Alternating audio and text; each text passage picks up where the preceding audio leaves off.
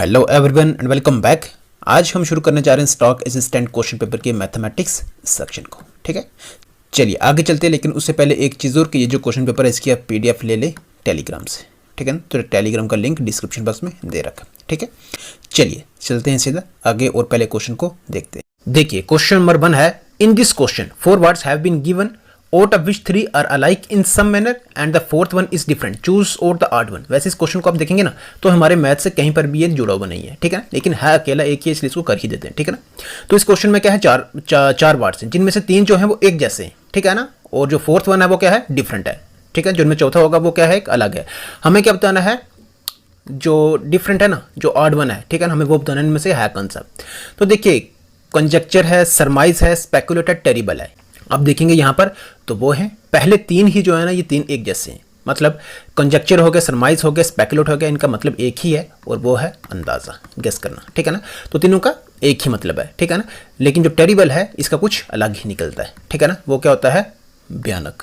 ठीक है ना, ठीक है, खौफनाक, भयानक जो होता है उसको टेरिबल कहते हैं। ठीक है ना, तो इसमें जो अलग है, जो डिफरेंट है, जो ऑड वन है, वो कौन सा है, डी ऑप्शन है। ठीक है, नेक्स्ट क्वेश्चन आप देखें यहाँ पर, which pair of numbers does not belong to the group. तो इनमें से कौन सा पेयर ऑफ नंबर जो है ये इस ग्रुप से बिलोंग नहीं कर रहा है। देखिए जैसा 7, 9, 10 आप पहला आप देखेंगे तो 7, 9 और 10, वैसे ये लिखना नहीं है आपको, डायरेक्टली यहाँ पर सोच के ही करना है। आप इसको खुद भी वीडियो को स्टॉप करके आप पॉज करके आप इसको देख सकते हैं। ठीक है ना, कर सकते हैं आप। तो इसमें क्या हो सकता है, तो देखिए मैं करता हूँ यहाँ पर, जैसे 7, 9, 10 है तो 10 - 7 करें कितना होता है, 3 होता है। 3 होता है, 3 का स्क्वायर करें कितना होता है, 9 होता है।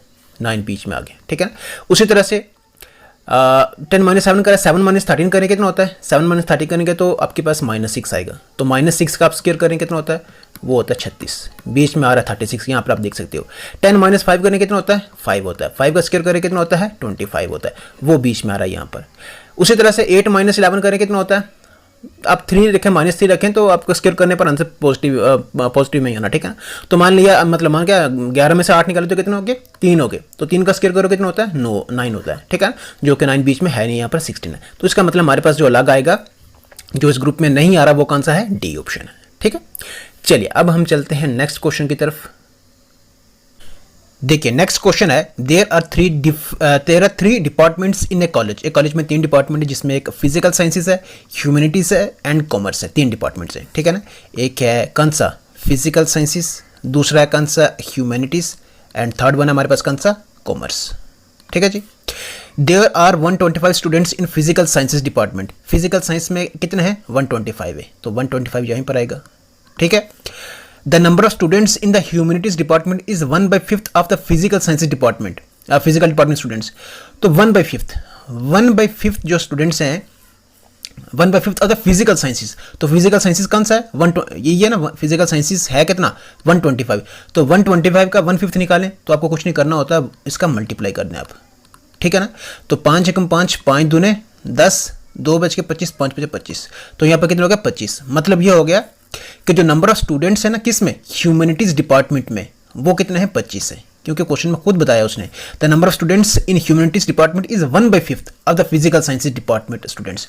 तो 1/5 of the physical sciences, of मतलब मल्टीप्लाई, 1/5 मल्टीप्लाई किसका, फिजिकल साइंसेज डिपार्टमेंट का। तो फिजिकल साइंसेज का हमें ऑलरेडी मालूम है कितना, 125 है। तो 125 मल्टीप्लाई 1/5 करेंगे तो हमारे पास कितना निकल जाएगा, 25। मतलब ये हो गया कि ह्यूमैनिटीज स्टूडेंट्स कितने हैं, 25 है, फिजिकल साइंसेज कितने हैं, 125 है। ठीक है, आगे अब देखें, the commerce department has 20 students less than the total number of students in the physical sciences and humanities department together. क्या कह रहा है, the commerce department has 20 students less, 20 students कम है।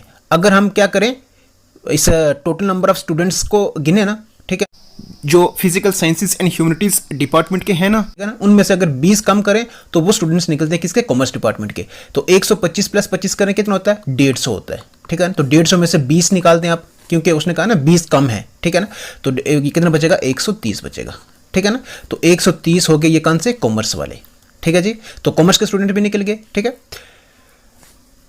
What is the total number of students studying in the 3 departments. हमें यहाँ पर total number of students पूछा है कि तीनों डिपार्टमेंट की अगर बात करें तो इनमें टोटल नंबर ऑफ स्टूडेंट्स जो है स्टडी कर रहे हैं वो कितने हैं। तो कितने हैं, 125 इसमें आ रहे हैं, 25 इसमें आ रहे हैं, 130 इसमें आ रहे हैं, तो तीनों को प्लस कर दो। 125 कितना, 150 हो गया। 150 और 30 कितना हो गया 180, 180 प्लस 100 करे तो कितना हो गया 280। ठीक है जी, तो 280 हमारे पास कहाँ पर है, ये है बी ऑप्शन। ठीक है ना, बी ऑप्शन का इसका आंसर है। ठीक है, चलिए अब हम चलते हैं नेक्स्ट क्वेश्चन की तरफ।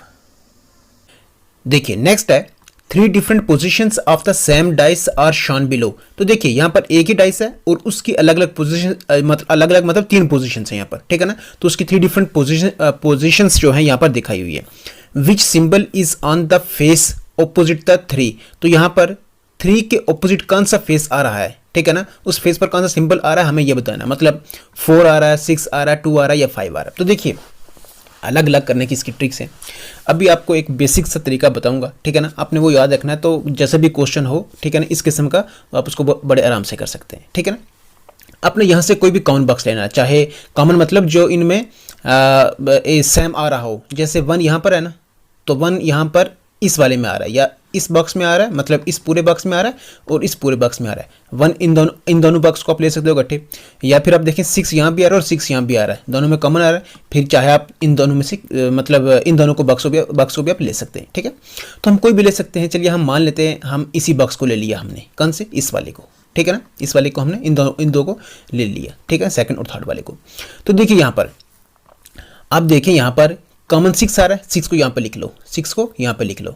अब 6 के एडजेसेंट अब देखें क्या क्या आ रहा है। एडजेसेंट का मतलब होता है साथ वाला। ठीक है ना, तो देखिए ये 6 है, 6 के साथ इधर क्या 3 आ रहा है और इधर क्या ऊपर आ रहा है, सॉरी ऊपर 3 आ रहा है, नीचे 1 आ रहा है। ठीक है ना, तो 1 और 3 आ रहा है। ठीक है, उसी तरह से अगर 6 है, डाइस तो एक ही है। अगर इधर आप देखें 6 के एडजेसेंट 1 और 3 आ रहा है, उसी तरह से 6 के एडजेसेंट यहाँ पर 2 और 5 भी आ रहा है। 6 के एडजेसेंट क्या आ रहा है, 2 और 5 भी। मतलब ये हो गया कि 1 3 2 5 ये सारे 6 के एडजेसेंट है। एडजेसेंट मतलब इसके साथ में है। ठीक है ना, तो इस केस में अगर 6 के ये एडजेसेंट आ रहे हैं 1 3 2 5, तो इसका मतलब ये हो गया कि 1 3 2 5 जो है ना वो 6 के कभी भी ऑपोजिट नहीं हो सकते। ठीक है ना, तो 6 का यहाँ पर ऑपोजिट क्या होगा।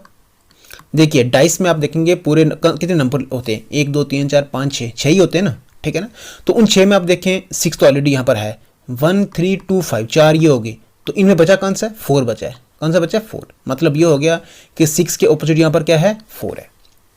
6 के ऑपोजिट क्या है यहाँ पर, 4 है। हमें दरअसल 3 का ऑपोजिट निकालना है, यहाँ पर 3 का ऑपोजिट निकालना है। ठीक है, अब देखिए यहाँ पर हो गया। अब आप दूसरे इन बॉक्स को देखें, इनमें कॉमन क्या आ रहा है। इनमें कॉमन अगर आप देखेंगे, इनमें तो कॉमन 5, हाँ इन दोनों में कॉमन आप देखेंगे तो 5 आ रहा है। यहाँ 5 है, यहाँ 5 है ना कॉमन। तो इन दोनों को आप ले लें यहाँ से। तो देखिए 5 को हमने ले लिया क्या यहाँ पर कॉमन। ठीक है ना, अब इसी तरह से आप इसके एडजेसेंट निकालें, 5 के एडजेसेंट निकालें। तो 5 के एडजेसेंट क्या होंगे, देखिए 2 6 और इधर क्या हो जाएगा 1 और 4, 1 और 4। मतलब ये हो गया कि यहाँ पर 5 के अगर ये एडजेसेंट आ रहे हैं तो 5 के यहाँ पर ऑपोजिट क्या होगा। अब देखिए यहाँ पर 5 के ऑपोजिट यहाँ पर क्या होगा, देखिए 2 है, 6 है, 1 है, 4 है। तो ये सारे आ गए, तो बचा क्या पीछे, देखिए ना 1 भी आ गया, 2 भी आ गया, 3 नहीं आ रहा यहाँ पर, नहीं ना आ रहा, 4 आ रहा है, तो 5 यहीं है। ठीक है ना, तो अब देखिए यहाँ पर 3 बचा हुआ, 3 नहीं आ रहा, तो मतलब ये हो गया कि यहाँ पर 3 ही इसके क्या होगा, ऑपोजिट होगा। 5 3 के ऑपोजिट हो या 3 5 के ऑपोजिट हो, एक ही बात है। ठीक है ना, तो 3 के ऑपोजिट क्या आ रहा है यहाँ पर, आप देखें यहाँ पर 5 आ रहा है, तो 5 हमारे पास कौन सा है, डी ऑप्शन है। देखिए ये आप कोई भी बॉक्स आप ले सकते हैं, जैसे हमने अभी ये 2 लिए है ना। ठीक है ना, इन 2 को आपने करा। अब आप दूसरे अगर आप चेक करना चाहते हैं दूसरे बॉक्स पर, तो वैसे भी आप कर सकते हैं। ठीक है, तो देखिए यहाँ पर 6 और 4 आपस में अपोजिट है। उसी तरह आपने 5 के एडजेसेंट निकाले, तो 5 के एडजेसेंट आपको 2 भी निकल गया, 6 भी 1 भी 4 भी। अगर ये एडजेसेंट है तो मतलब ये होगा कि एडजेसेंट कभी भी अपोजिट नहीं हो सकते। ठीक है ना, तो अगर अपोजिट नहीं हो सकते तो फिर इनमें एक ही बचा है, वो कौन सा बचा, 3 बचा है। ठीक है ना, तो इसमें हमारे पास क्या रहेगा, 3 रहेगा। ऐसे भी आप दूसरे चेक कर सकते हो, अभी मैं आप यहाँ पे करूँगा तो ऐसे लंबा हो जाना ये। ठीक है ना, अब दूसरे अपनी तरफ से आप ट्राई करें इनको, कि अगर हम किसको लें, इन दो बक्स को हमने ले लिया। अब आप इस बक्स को लें और इस बक्स को लें, ऐसे चेक करें आप। ठीक है ना, इससे आपको थोड़ा एक इसका फ़ायदा हो जाएगा आपको। ठीक है ना, और भी अच्छे से आपको ये पता चल जाएगा। 1 इस बक्स को ले और इस बक्स को ले, आप निकालें इनमें से कॉमन एडजेसेंट क्या आ रहा है। ठीक है ना, अब जब एडजेसेंट आएगा तो उसके जो बाकी बचा होगा पीछे वो ऑपोजिट होगा। ठीक है ना, तो 2 वो ऑपोजिट हो जाएंगे, 2 ये हो जाएंगे, 2 ये तो निकले हो ना ऑलरेडी, 2 2 4, और बाकी जो बचे हुए 2 होंगे वो क्या होंगे, आपस में ऑपोजिट होंगे। ठीक है ना, तो सारे करके आप ऐसे करके निकाल सकते हो। आप इसको जरूर चेक कर सकते हो, बट ऑलरेडी हमने आंसर जो है यहाँ पर निकाल रखे हैं। ठीक है, देखिए नेक्स्ट एंड लास्ट क्वेश्चन हमारा आज के इस पार्ट से क्वेश्चन है, in a class of 40 students 20 have chosen mathematics. क्या है, 40 स्टूडेंट्स की क्लास है, उसमें से 20 जो है ना वो चूज़ कर रहे मैथमेटिक्स को। 15 have chosen mathematics but not biology. 15 जो है ना वो मैथ्स को चूज़ कर रहे सिर्फ, और बायोलॉजी को नहीं कर रहे। मतलब सिर्फ जो मैथ्स को चूज़ करने वाले हैं वो कितने हैं, 15 हैं। If every student has chosen इधर मैथमेटिक्स, अगर हर स्टूडेंट चूज़ करता है मैथमेटिक्स करता है, चाहे वो बायोलॉजी करता है या फिर दोनों चूज़ करता है। Find the number of students who choose both mathematics and biology. देखिए अगर हर स्टूडेंट चाहे वो मैथमेटिक्स चूज़ करे या बायोलॉजी करे या दोनों करे, उस केस में हमें क्या करना है, यहाँ पर नंबर ऑफ स्टूडेंट्स बताने हैं। कौन से, जो बोथ मैथमेटिक्स और बायोलॉजी को चूज़ कर रहे हैं। तो देखिए वेन डायग्राम से करेंगे, ऑलरेडी ऐसा क्वेश्चन हमने पिछली वीडियो में भी एक दो जो है वो करे हुए, ठीक है। तो देखिए इस चीज़ को अपने समझ, जब भी ऐसा क्वेश्चन हो आपने क्या करना है, यहाँ पर अगर आपकी वेन डायग्राम अच्छी बन गई है ना, ठीक है ना, मतलब अगर आपको वहाँ से मालूम पड़ गया तो क्वेश्चन आराम से निकल जाना है, ठीक है। 20 ऐसे हैं जो मैथमेटिक्स को चूज़ करें। सबसे पहले आप इन सर्कल को समझ लें। देखिए ये जो सर्कल है, ये जो बीच में आपको दिख रहा है ना, ये वाला, ये होता है रीजन कौन सा, बोथ वाला, ठीक है, बोथ वाला, जो कि हमें क्वेश्चन में निकालना यही है, ठीक है। और ये जो सर्कल आपको पहले इसको ए मान लिया मैंने, और ये सर्कल बी है, ठीक है। ये जो पूरी सर्कल आपको दिख रही है ना, ये पूरी, ये वाली, ठीक है ना, ये ए है पूरा। उसी तरह से ये जो बी आपको दिख रहा है ना, ये पूरा बी है, ठीक है जी। इसमें एक चीज़ आपने समझनी है, इसमें एक दो चीज़ें जो बड़ी अच्छे से मालूम होनी चाहिए, और वो है एक ओनली का, ठीक है ना, ओनली के बारे में मालूम होना चाहिए। देखिए जैसे ये रीजन आपको दिख रहा है ना, ये वाला, ये जितना भी है ये वाला, ये लगता है किसके लिए, ओनली के लिए। किसके लिए, ओनली के लिए। अभी जैसे आप क्वेश्चन में देखोगे ना, 20 जो है मैथमेटिक्स को चूज करें, मान लिया ए वाले कौन से, मैथ्स वाले, तो मतलब ए जो है वो कितना हो जाएगा, 20, ठीक है ना। उनमें से आप देखेंगे तो 15 हैव चूजन मैथमेटिक्स, 15 जो है वो सिर्फ मैथमेटिक्स को चूज कर रहे हैं, क्योंकि वो बायोलॉजी को नहीं कर रहे हैं।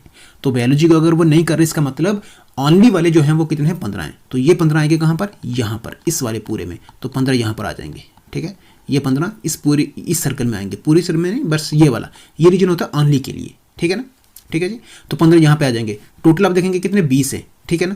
तो ये सर्कल जो है पूरी इतनी तो आ रही है। अगर ये वाला 15 हो गया तो ये कितना बचेगा, 5 बचेगा, और ये 5 कौन सा, बोथ वाला है, ठीक है ना। बोथ वाला मतलब ये हो गया कि इसमें मैथ्स वाले भी आ रहे हैं और बायोलॉजी वाले भी आ रहे हैं। तो ये तो आप आराम से यहीं से बता सकते हैं, ठीक है ना। तो यही हमारे पास इसमें जो आंसर रहेगा वो कौन सा रहेगा, बी रहेगा, ठीक है ना। मतलब ये हो गया, तो इसमें बोथ हमारे पास निकल गया ना। बाकी आप क्वेश्चन को आगे भी कर सकते हैं। देखिए ए जो है वो कितना 20 है, तो बी कितना हो जाएगा यहाँ पर, बी आप देखें यहाँ पर 5 ये हो गए, और 20 इसके भी थे, 20 स्टूडेंट्स ये थे ना, ठीक है ना। तो टोटल स्टूडेंट्स आप देखेंगे यहाँ पर वो कितने हो जाएंगे, इस बायोलॉजी में वो कितने हो जाएंगे, 25 हो जाएंगे। अच्छा एक चीज़ ध्यान रखना है, ये सर्कल पूरी जो है ना ये 25 की हो गई है, ये सर्कल पूरी 25 की हो गई है, ठीक है ना। तो 25 में से जब आप इस सर्कल को निकाल देंगे तो पीछे कितना बचेगा, फिर ये ओनली बचेगा कितना हुआ, 20 वाला, ठीक है ना। कितना बचेगा, 20, ठीक है। बस ये ध्यान रखना कि ओनली कौन सा होता है और कंप्लीट कौन सा होता है।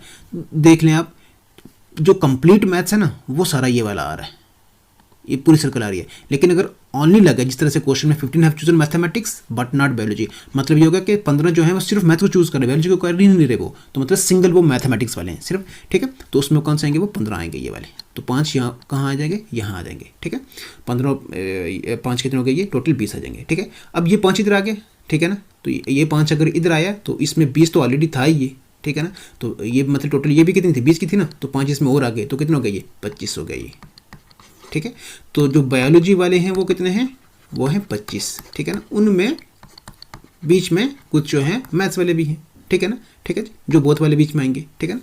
ये चीज़ अपने ध्यान में रखनी है कि ओनली किसके लिए लगना है और कंप्लीट किसके लिए लगना है, ठीक है ना। Exactly divisible by 85 is greatest 5 digit number हमें बताना है जो कि एग्जैक्टली डिविजिबल हो रहा हो 85 से। ऑप्शन सबके सामने है, देख ले कि इनमें से क्या हो सकता है। तो देखिए आपने करना क्या है, यहाँ पर जो इनमें से, इन चारों में से जो ग्रेटेस्ट आपको नंबर दिख रहा है ना, उसी को अपने लेना है, ठीक है ना। सॉल्व करते वक्त आपने उसी को लेना सबसे पहले। तो देखिए इनमें सबसे बड़ा कौन सा नंबर है, ए है, बी है, सी है, डी है, कौन सा बताएं, वो है ए, ठीक है ना। तो इसी को आपने क्या करना है, फिर यहाँ पे ले लेना है, ठीक है जी। 5 टाइम 9 है, ठीक है, यही सबसे बड़ा है। अब इसी को आपने क्या कर देना है, 85 से डिवाइड कर देना है, ठीक है ना। तो 39 हमारे पास बचा है, ठीक है ना। तो ये रिमाइंडर हमारे पास क्या है, रिमाइंडर हमारे पास कितना 39 है। अब आपको करना क्या है, रिमाइंडर निकल गया ना। अब वो ये करना है कि जो नंबर था वो क्या था, 99999, 5 टाइम 9 था, इसमें से 39 निकाल देना आपने, जो रिमाइंडर आया उसको बाय निकाल दो। तो 9 में से 9 निकाले 0, 9 में से 3 निकाले 6, तो 3 टाइम 9, ठीक है। तो ये कहाँ पर है 99960 हमारे पास है सी ऑप्शन, ठीक है जी। 99960 क्या है सी ऑप्शन है, ठीक है। तो मतलब ये हुआ कि हमारे पास जो आंसर रहेगा इस क्वेश्चन का वो है सी ऑप्शन, ठीक है। आई होप आपको ये समझ आया होगा। सिंपल आपने करना क्या है, जो क्वेश्चन में दे रखे ऑप्शन हैं उन्हीं में सबसे बड़ा नंबर आप सबसे पहले आपको वही लेना कि उनमें से बड़ा सबसे बड़ा है कौन सा, वो लिया आपने, उसको आपने जो नंबर दिया होगा उसको जैसे 85 है यहाँ पर, उससे क्या कर देना डिवाइड कर देना, ठीक है। जब डिवाइड करोगे आपने कहाँ तक जाना है रिमाइंडर तक जाना है। जो रिमाइंडर आएगा उसको बाहर निकाल देना है, मतलब माइनस कर देना है किससे, जो आपने नंबर लिया हुआ होता है, ठीक है। जो 5 डिजिट नंबर जैसे आपने लिया है उसमें से रिमाइंडर को बाहर निकाल देना, मतलब माइनस कर देना है। तो जब माइनस करोगे जो आपके पास बचेगा वही आपके पास क्या होगा आंसर होगा। तो देखिए यहाँ पर क्वेश्चन कितने, दूसरा आप देखें इससे नीचे या 2-3 और देख लें, मान लिया 6-7 ऐसे या 8 तक क्वेश्चन मान लिया एक वीडियो में आपको देखने को मिल रहे। तो आप देखें 8 क्वेश्चन अगर आपको देखने को मिल रहे हैं तो आप 8 क्वेश्चन नहीं बल्कि आप 8 टॉपिक को कर रहे हो, ठीक है ना। 8 टॉपिक्स जो हैं आपको यहाँ पर उससे जुड़े हुए देखने को मिल रहे हैं, ठीक है ना। चलिए अब हम चलते हैं नेक्स्ट क्वेश्चन की तरफ। देखिए नेक्स्ट क्वेश्चन है Eiffel towers 1/5 part is painted bronze. तो इफिल्स टावर 1/5 पार्ट जो है वो ब्रॉन्ज से पेंटेड है। 1/4 of the remaining part is painted maroon, rest of the Eiffel tower has golden colour. देखिए क्या है कि 1/5 पार्ट उस मतलब इफिल टावर है ना पूरा, ठीक है ना, उसका 1/5 पार्ट ब्रॉन्ज से पेंटेड है। फिर उसके बाद जो बाकी बचा हुआ है यही है ना 1/4 ऑफ द रिमेनिंग पार्ट, मतलब बाकी बचे हुए का जो 1/4 पार्ट है वो पेंटेड है मैरून से। Rest of the Eiffel tower has a golden colour. उसके बाद जो बाकी बचा हुआ है उसके पास उस पर कितना कौन सा कलर है, ये गोल्डन कलर है। If the height of this golden coloured part is 450 metre. अब यहाँ पर एक चीज़ दे रखी है उसने, गोल्डन कलर की मतलब जो जितना भी गोल्डन कलर जो ये वहाँ पर पेंट हुआ है ना इसकी जो हाइट है वो दे रखी है उसने 450 मीटर, ठीक है। What is the Eiffel's Tower's height, तो हमें यहाँ पर इफिल टावर हाइट बतानी है। अब देखिए यहाँ पर ना सिर्फ इस स्टेटमेंट को आपको मैथमेटिकली लिखना आना चाहिए, ठीक है। तो क्वेश्चन आपका आराम से निकल जाना है, ठीक है। मैथमेटिकली कैसे लिखेंगे, देखिए पहली स्टेटमेंट है Eiffel's Tower 1/5 part is painted bronze. आप सबसे पहले ये चीज़ देखें इफिल्स टावर की हमें हाइट क्या मालूम है, नहीं है मालूम, तो हम उस हाइट को मान लेते हैं, लेट कर लेते हैं हम उसकी जो हाइट है इफिल्स टावर की वो क्या है x है, ठीक है जी, वो क्या है x है। अब आप क्वेश्चन पे आ जाएं, 1/5 पार्ट इज पेंटेड ब्रॉन्ज। तो ब्रॉन्ज के लिए आप देखें 1/5 तो x है, x का अगर 1/5 निकालेंगे तो क्या होगा, ये x है, इसका 1/5 तो मल्टीप्लाई 1/5 हो जाएगा ये, ठीक है। तो x इंटू 1 करेंगे कितना होता है, x होता है अपॉन 5। मतलब ये हो गया कि जो ब्रॉन्ज पेंटेड है वो कितना है x/5 है, ठीक है। आगे आप देखिए 1/4 of the remaining is painted maroon.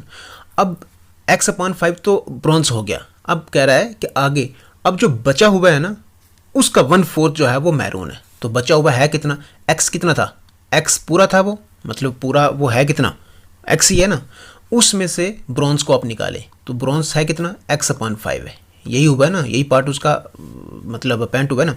तो आप इसको सिंप्लीफाई कर दें, 5 इंटू एक्स करें कितना होता है 5x, फिर माइनस एक्स, तो 5x माइनस एक्स करें कितने, मतलब 5x में से एक x निकालें तो कितना बचेगा 4x, अपान क्या हो जाएगा 5, ठीक है। आई होप ये मालूम होगा जो आप अभी ये सिंप्लीफाई कर रहे हैं, ठीक है। तो 4x/5 आप देखेंगे यहाँ पर क्या हो रहा है, यहाँ पर ये रिमेनिंग पार्ट है, ठीक है ना। देखिए ना x/5 जो है वो वहाँ पर क्या हो गया, पेंट हो गया, x पूरा था, x उसमें से x/5 क्या हो गया, निकल गया, ठीक है ना। तो हमारे पास कितना बचा फिर वो 4x/5 बचा ये, ठीक है, रिमेनिंग है ये, ठीक है। अब इसका 1/4, तो क्वेश्चन में आप देखें ना 1/4 ऑफ द रिमेनिंग, तो रिमेनिंग अब देखें है कितना 4x/5 ये रिमेनिंग है, इसका 1/4 तो मल्टीप्लाई जितना जो भी दिया होता है ना उसको मल्टीप्लाई आप कर दें सिर्फ 1/4 वैसे जैसे ये ऊपर किया, ठीक है ना 1/5 वाला, ठीक है। तो यहाँ से ये 4 क्या हो जाएगा कैंसिल हो जाएगा, तो हमारे पास क्या बचेगा x/5, ठीक है। x/5 जो है यहाँ पर ये कौन सा है, मैरून है ये, ठीक है ना। तो मैरून हमारे पास ये वाला हो गया, ठीक है। मैरून कितना हो गया x/5, ठीक है। देखिए 4x/5 तो हमारे पास बचा था, उसमें से x/5 निकल गया तो माइनस x/5 कर दे, ठीक है। तो नीचे सेम है, ऊपर आप माइनस कर, तो 4x में से एक x निकालिए कितना होता है 3x, तो 3x/5 ये हमारे पास रिमेनिंग है। अब हमारे पास कितना पार्ट बचा हुआ है उसका 3x/5 है। टोटल x था x में से 1/5 जब निकला वो इसका, ठीक है, तो हमारे पास कितना बच गया था, 4x/5 बच गया था। अब 4x/5 का 1/4 निकालने के बाद हमारे पास कितना बच गया है, 3x/5 बच गया। ठीक है जी। अब आप देखें rest of the Eiffel tower has a golden colour, मतलब ये हो गया कि ये जो 3x/5 है ना, ये क्या है, गोल्डन है। तो 3x/5 जो है ये क्या है, गोल्डन है। और उसने क्वेश्चन में बता रखा है कि अगर height of this golden colour is 450 metre, height of this golden colour वो कितनी है, 450 मीटर है। मतलब ये हो गया 3x/5 जो है ये किसके बराबर है, 450 के बराबर है। यही है, ठीक है ना, ठीक है। तो 3x/5 जो है ये कितने के बराबर हो जाएगा, 450 के बराबर। कहाँ से आया ये, क्वेश्चन खुद दे रखा है। यहाँ पर आप देखेंगे ना, height of this golden colour part is 450 metre, ठीक है। तो ये सामने दे रखा है। तो यहाँ से आप देखें 3x इज इक्वल टू 450, ये 5 इधर आ जाएगा, मल्टीप्लाई 5 हो जाएगा, ठीक है। और 3 एकम 3, 3 से 15 करें कितना होता है, 45 होता है। तो 150 into 5, x is equal to 150 into 5, ठीक है। तो x इज इक्वल टू 15 पंजा कितना होता है, 5 25, 5 2 बच के 5 2 7 7050। तो x हमारे पास क्या हो गया, 750, ये निकला x। तो x को हमने क्या माना था, x को हमने आप देखेंगे यहाँ पर लेट करा था x क्या है, हाइट मानी थी उसकी, और यही हमें निकालनी थी। तो वो जो कि हमारे पास निकली 750 मीटर, ठीक है जी। तो इसमें हमारे पास आंसर रहेगा कौन सा, इसका डी ऑप्शन। आई होप आपको अच्छे से समझ आया होगा। बस आपको इस स्टेटमेंट को, जो स्टेटमेंट देना, इनको आपको सिर्फ मैथमेटिकली लिखना है सिर्फ, ठीक है ना। बस बाकी आपका सामने ये निकलता जाएगा, ठीक है। चलिए अब हम चलते हैं नेक्स्ट क्वेश्चन की तरफ। देखिए नेक्स्ट है, a shopkeeper gains a profit of 15% on selling a book at 20% discount on the printed price. क्या है, एक शॉपकीपर जो कि प्रिंटेड प्राइस पर 20% डिस्काउंट देने पर वो 15% प्रॉफिट क्या कर रहा है, वहाँ पर गेन कर रहा है, ठीक है। उसको बेचने पर जो है वो उसको 15% प्रॉफिट हो रहा है, ठीक है। The ratio of the printed price and cost price of the book is, तो देखिए यहाँ पर हमें रेशियो बताना है, किसका, प्रिंटेड प्राइस और कॉस्ट प्राइस जो बुक की है, ठीक है ना। तो देखिए यहाँ पर ये जो 20% डिस्काउंट जो है ना, ये प्रिंटेड प्राइस के ऊपर है। तो मतलब हमें सबसे पहले प्रिंटेड प्राइस के बारे में सोचना पड़ेगा यहाँ पर, ठीक है।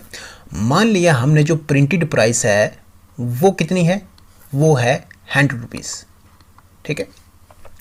अगर प्रिंटेड प्राइस 100 है तो उसकी सेलिंग प्राइस कितने की होगी, क्योंकि उसने बेच दिया ना, प्रिंटेड प्राइस पर 20% डिस्काउंट देने के बाद उसने बेचा उसको। तो उस केस में जो सेलिंग प्राइस उसकी क्या होगी, वो आप निकालें यहाँ पर। देखिए 100 की थी, वो 100 की थी, तो उसका 20% उसने डिस्काउंट दे दिया। तो आप देखिए ये मैं ऐसे कर रहा हूँ, तो 20% का कितना हो जाएगा, 100 पर 20 का 20 हो जाना ना, ठीक है ना। तो मतलब ये हो गया कि उसने बेची कितने की है, वो 80 की बेची है, यही बेची है ना 20% पर। अब देखें जब उसने 80 की बेची है तो उस पर उसको 15% प्रॉफिट हो रहा है, ठीक है। अब देखिए यहाँ पर कॉस्ट प्राइस, सेलिंग प्राइस, देखिए प्रिंटेड प्राइस उसकी ये हो गई, सेलिंग प्राइस उसकी ये हो गई। अब कॉस्ट प्राइस हमें नहीं मालूम कि उसकी क्या है। मान लिया हमने उसकी कॉस्ट प्राइस क्या है, वो x है, कितनी है, x है, ठीक है जी। कॉस्ट प्राइस उसकी कितनी है, x है, ठीक है। अब देखिए आपको पता है हमने कितनी बार ये क्वेश्चन करी, जो कॉस्ट प्राइस है हमेशा वो कितने % के बराबर है, 100% के बराबर है, 100% के बराबर है, ठीक है। कॉस्ट अगर 100, ये कॉस्ट प्राइस 100% के बराबर है, तो सेलिंग प्राइस जब उसने बेचा है, ठीक है ना, तो उस पर उसको 15% प्रॉफिट हो रहा है। मतलब अब वहाँ पर 115, यहाँ पर कितना 115% हो जाएगा ना, और ये कितना हो जाएगा, 80 हो जाएगा, ठीक है जी। मतलब ये होगा जो 80 है ना, क्योंकि ये जो 80 है ये सेलिंग प्राइस है और इस 80 पर उसको 15% का प्रॉफिट हो रहा है। तो मतलब कॉस्ट प्राइस जो उसने ली थी उस पर 15% ऊपर हो रहा है, तभी तो वो इसमें उस पर 15% का प्रॉफिट मिलेगा उसको, ठीक है ना।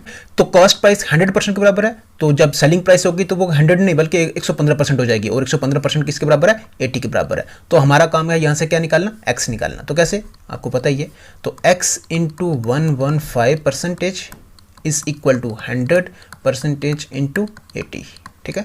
ये परसेंटेज कैंसिल हो जाएगी। उसके बाद 5 × 16 करे तो 80 होता है, 5 × 2 करे 10 होता है, 1 बच के 15, 5 × 3 करे 15 होता है। तो x इज इक्वल टू 16 × 100 करो कितना होता है, 1600 होता है, और ये 23 कहाँ चला जाएगा, नीचे चला जाएगा। x हमारे पास ये निकल गया, ठीक है। अब देखिए प्रिंटेड प्राइस और किसके बीच में, कॉस्ट प्राइस के बीच में। तो प्रिंटेड प्राइस रेशियो बताना है, ये होगी प्रिंटेड प्राइस रेशियो किसका, कॉस्ट प्राइस का, कॉस्ट प्राइस यही होगा। तो प्रिंटेड प्राइस कितनी है आपके पास, प्रिंटेड प्राइस आप देखें यहाँ पर हमने 100 रुपया मानी थी, है ना, 100, इधर कितना हो जाएगा, कॉस्ट प्राइस कितनी निकली है, ये x निकला ना, कॉस्ट प्राइस x माना था इसको 1600 / 23, 1600 अपॉन 23। तो इस 23 को आप कहाँ ले जाएं, इधर ले आएँ, ठीक है ना। तो कितना हो जाएगा 2300, ठीक है ना, 2300 और 1600, यही होगा। इसमें से ये 2 0 ये 2 0 क्या हो जाएंगे, कैंसिल हो जाएंगे। तो 23:16, ठीक है जी। तो 23:16 जो कि हमारे पास बनेगा इसमें कौन सा, सी ऑप्शन, ठीक है। ये इसका आंसर रहेगा। आई होप आपको अच्छे से ये क्वेश्चन समझ आया होगा, ठीक है। फिर भी अगर आपको जितने भी क्वेश्चन कर रहे हैं ना, अगर आपको कुछ इनमें पूछना हो तो आप ज़रूर पूछ लेना उसमें, तो कोशिश करूँगा आपको वो चीज़ दोबारा से अच्छे से वो बताने की, ठीक है ना। अब वैसे तो पूरी कोशिश करता हूँ कि जितना अच्छे से हो सके, ठीक है ना, तो उतना बताने की कोशिश करता हूँ इसमें, ठीक है। चलिए अब हम चलते हैं नेक्स्ट क्वेश्चन की तरफ। देखिए नेक्स्ट क्वेश्चन है, in Diwali sale 25% off on electric choppers. तो देखिए दिवाली सेल पर क्या होता है कि 25% ऑफ होता है ये इलेक्ट्रिक चॉपर्स पर। Sudha went to buy an electric chopper, Sudha जो चली जाती है वो एक इलेक्ट्रिक चॉपर को बाई करने के लिए। She also got 20% discount for paying cash, मतलब कैश पे करने पर उसको 10% का डिस्काउंट और मिल रहा है, ठीक है। शी पेड RS इतना 405, what is the price tag in RS on the electrical chopper. तो देखिए यहाँ पर हमें जो प्राइस टैग है ना उस इलेक्ट्रिकल चॉपर की हमें वो बताइए यहाँ पर। तो देखिए कि जैसा ऊपर वाला करा ना वैसे यहाँ पर भी आपको सिर्फ बराबर लाना, कि वो बराबर जो है मतलब वो जो वैल्यू आएगी वो 405 के बराबर आएगी, वो आएगी कौन सी, वो हमें निकालनी है। देखिए मान लिया उसकी 100 रुपये जो उसकी क्या है यहाँ पर पूरी उसकी वैल्यू है, ठीक है जी, 100 है, ठीक है। 100 मान ले, 100 यूनिट मान ले, बट 100 माने आप, ठीक है ना। तो इसमें 25% ऑफ अगर हो रहा है तो 25% इसका निकालें, तो 25% इसका आप निकालेंगे तो कितना हो जाएगा, इसका 25% निकालें तो 25 होगा, तो हमारे पास कितना बचेगा, 75 बचेगा, ठीक है ना। 100 का 25% निकालें तो 25 होता है वो, ठीक है ना। फिर 100 में से 25 आपने निकाल देना बाहर, ठीक है ना, तो 75 बचेगा, 75 बचेगा, ठीक है ना, ठीक है, क्योंकि उस पर 25% ऑफ हो रहा है ना, ठीक, डिस्काउंट मिल रहा है, ठीक है। अब जब वो उसको क्या करने लगी है, कैश पे करने के लिए मतलब कैश अगर वो पे करती है तो उस केस में उसको 10% और डिस्काउंट मिलने जा रहा है, ठीक है ना। तो देखिए पहले उसकी प्राइस कितनी हो गई थी, 75 रुपये हो गई थी ना, 75 रुपये का बिक रहा था वो, लेकिन उस कैश पे करने के लिए उस पर 10% उसको और मिल गया। तो ये जो 10% होगा ना ये वाला, आप इस 75 का 10% निकालेंगे 75 का, ठीक है ना। वैसे जो नंबर्स को जिस तरह से मैं 75 बोलता हूँ या फिर दूसरे नंबर को इसी तरह से बोलता हूँ, अगर आपको ऐसे नहीं पता चलता तो आप बता सकते हैं, ठीक है ना, तभी मैं इसको 75 बोलूँगा, ठीक है ना। वैसे तो मैं कोशिश करता हूँ दोनों तरह से बताने की, ठीक है ना। तो देखिए 75 इस पर 10% है, इसमें आप ये चीज़ ध्यान रखनी है 10% ये जो है ना ये 75 पर है, ना कि आपने ऐसे गिनना है 25% पहले वाला मिला हुआ है और 10 की मिला, 25 और 10 35 मतलब 35%, ये गलत हो जाएगा, ऐसे नहीं है, क्योंकि 25% ऑफ था तो ऑफ होने पर उसकी जो प्राइस हो गई थी वो कितनी 75 हो गई थी, ठीक है ना। अब जब वो कैश पे करेगी तो उस केस में उसको 10% और डिस्काउंट मिलेगा, तो वो किस पे मिलेगा, इस 75 पे मिलेगा, ये चीज़ ध्यान में रखना, ठीक है। तो 75 पे 10% डिस्काउंट आप निकालें ना, मतलब इसका 10% निकालें तो वो कितना बनता है, वो बनता है 7.5 बनता है, ठीक है ना। आप निकाल सकते हो उसका परसेंट, 75 का 10% निकाल दे, निकालना तो नहीं है वैसे, ये तो डायरेक्टली मालूम होना चाहिए, ठीक है। 10% तो 10/100, ठीक है ना, तो ये 7.5 निकलेगा। वैसे तो ये चीज़ आप सबको मालूम होगी, लेकिन फिर भी चलो बता के चला जाता हूँ इसमें क्या हो जाना है, ठीक है। तो देखिए 75 वो हमारे पास, 75 में से आप 7.5 निकाल दें, तो 75 में से 7.5 निकाल दें। आप देखिए यहाँ पॉइंट के आगे 5 है, लेकिन यहाँ पर तो पॉइंट है ही नहीं है, तो हमें अपनी तरफ से पॉइंट और 0 लगाना पड़ेगा यहाँ पर, ठीक है, ठीक है जी। तो 0 में से 5 नहीं 10 बन जाएगा, 10 में से 5 निकाले तो 5, यहाँ कितने बच गए थे, यहाँ बच गए थे 4, मतलब यहाँ हो जाएगा कितना 14 में 7 निकाले तो 7, और यहाँ 7 में एक मतलब 6 बच गए थे ना, तो 67.5 हमारे पास बचा, ठीक है। अब देखें आप ये जो 67.5 है ना, ये 67.5 जो है ये किसके बराबर है, ये 405 के बराबर है। अभी मैंने आपको ऊपर बताया था कि आपको सिर्फ इसके सामने वाली वैल्यू लानी है कि वो है कितनी, ठीक है ना। तो आप बड़े से आराम से फिर उसका कर सकते हैं, निकाल सकते हैं, ठीक है। देखिए 67.5 जो है वो 405 के बराबर है, तो 1 किसके बराबर होगा, 1 बराबर होगा 405 अपान ये 67.5। देखिए यूनिटरी मेथड है ना, ठीक है ना, जिसमें आपको सिर्फ एक की वैल्यू निकालना पड़ती है। अगर एक की मालूम हो जाती है तो फिर आप आराम से पूरे की निकाल सकते हैं, ठीक है। अब देखिए एक की वैल्यू जो है वो कितने के बराबर है, 405 अपान 67.5 है, तो हमें कितने की निकालनी है, 100 की निकालनी है, क्योंकि हमने उसकी प्राइस टैग जो है उसकी 100 मानी हुई है, यही मानी हुई है ना। तो 100 की कितनी निकल जाएगी, इधर भी आप 100 मल्टीप्लाई कर दें और इधर भी 100 मल्टीप्लाई कर दें, ठीक है। तो आप देखें 405 अपान कितना हो जाएगा 675 अपॉन क्या हो जाएगा 10 इंटू 100, ठीक है। आप इसको ऐसे करोगे तो which implies 405 upon 1 into 10 upon 675 into 100, है ना। तो 5 से 5 एक कम 5 और 17, 5 3 15, 5 5 25, 5 मिनट 20 करें तो 100 होता है, ठीक है। फिर 5 चौके 20, 5 दूने 10 और 5 सत्ते 35, ठीक है ना। अब देखें 9 ज़रबे 3 करें 27 होता है और 9 ज़रबे 4 करें तो 36 होता है, ठीक है। और 36 और 45, 9 पंजे 45, 3 एकम 3, 3 ज़रबे 15 करें तो कितना होता है 45 होता है, ठीक है। तो यहाँ पे ये बच गया 15, ये 10 और ये 4, ठीक है।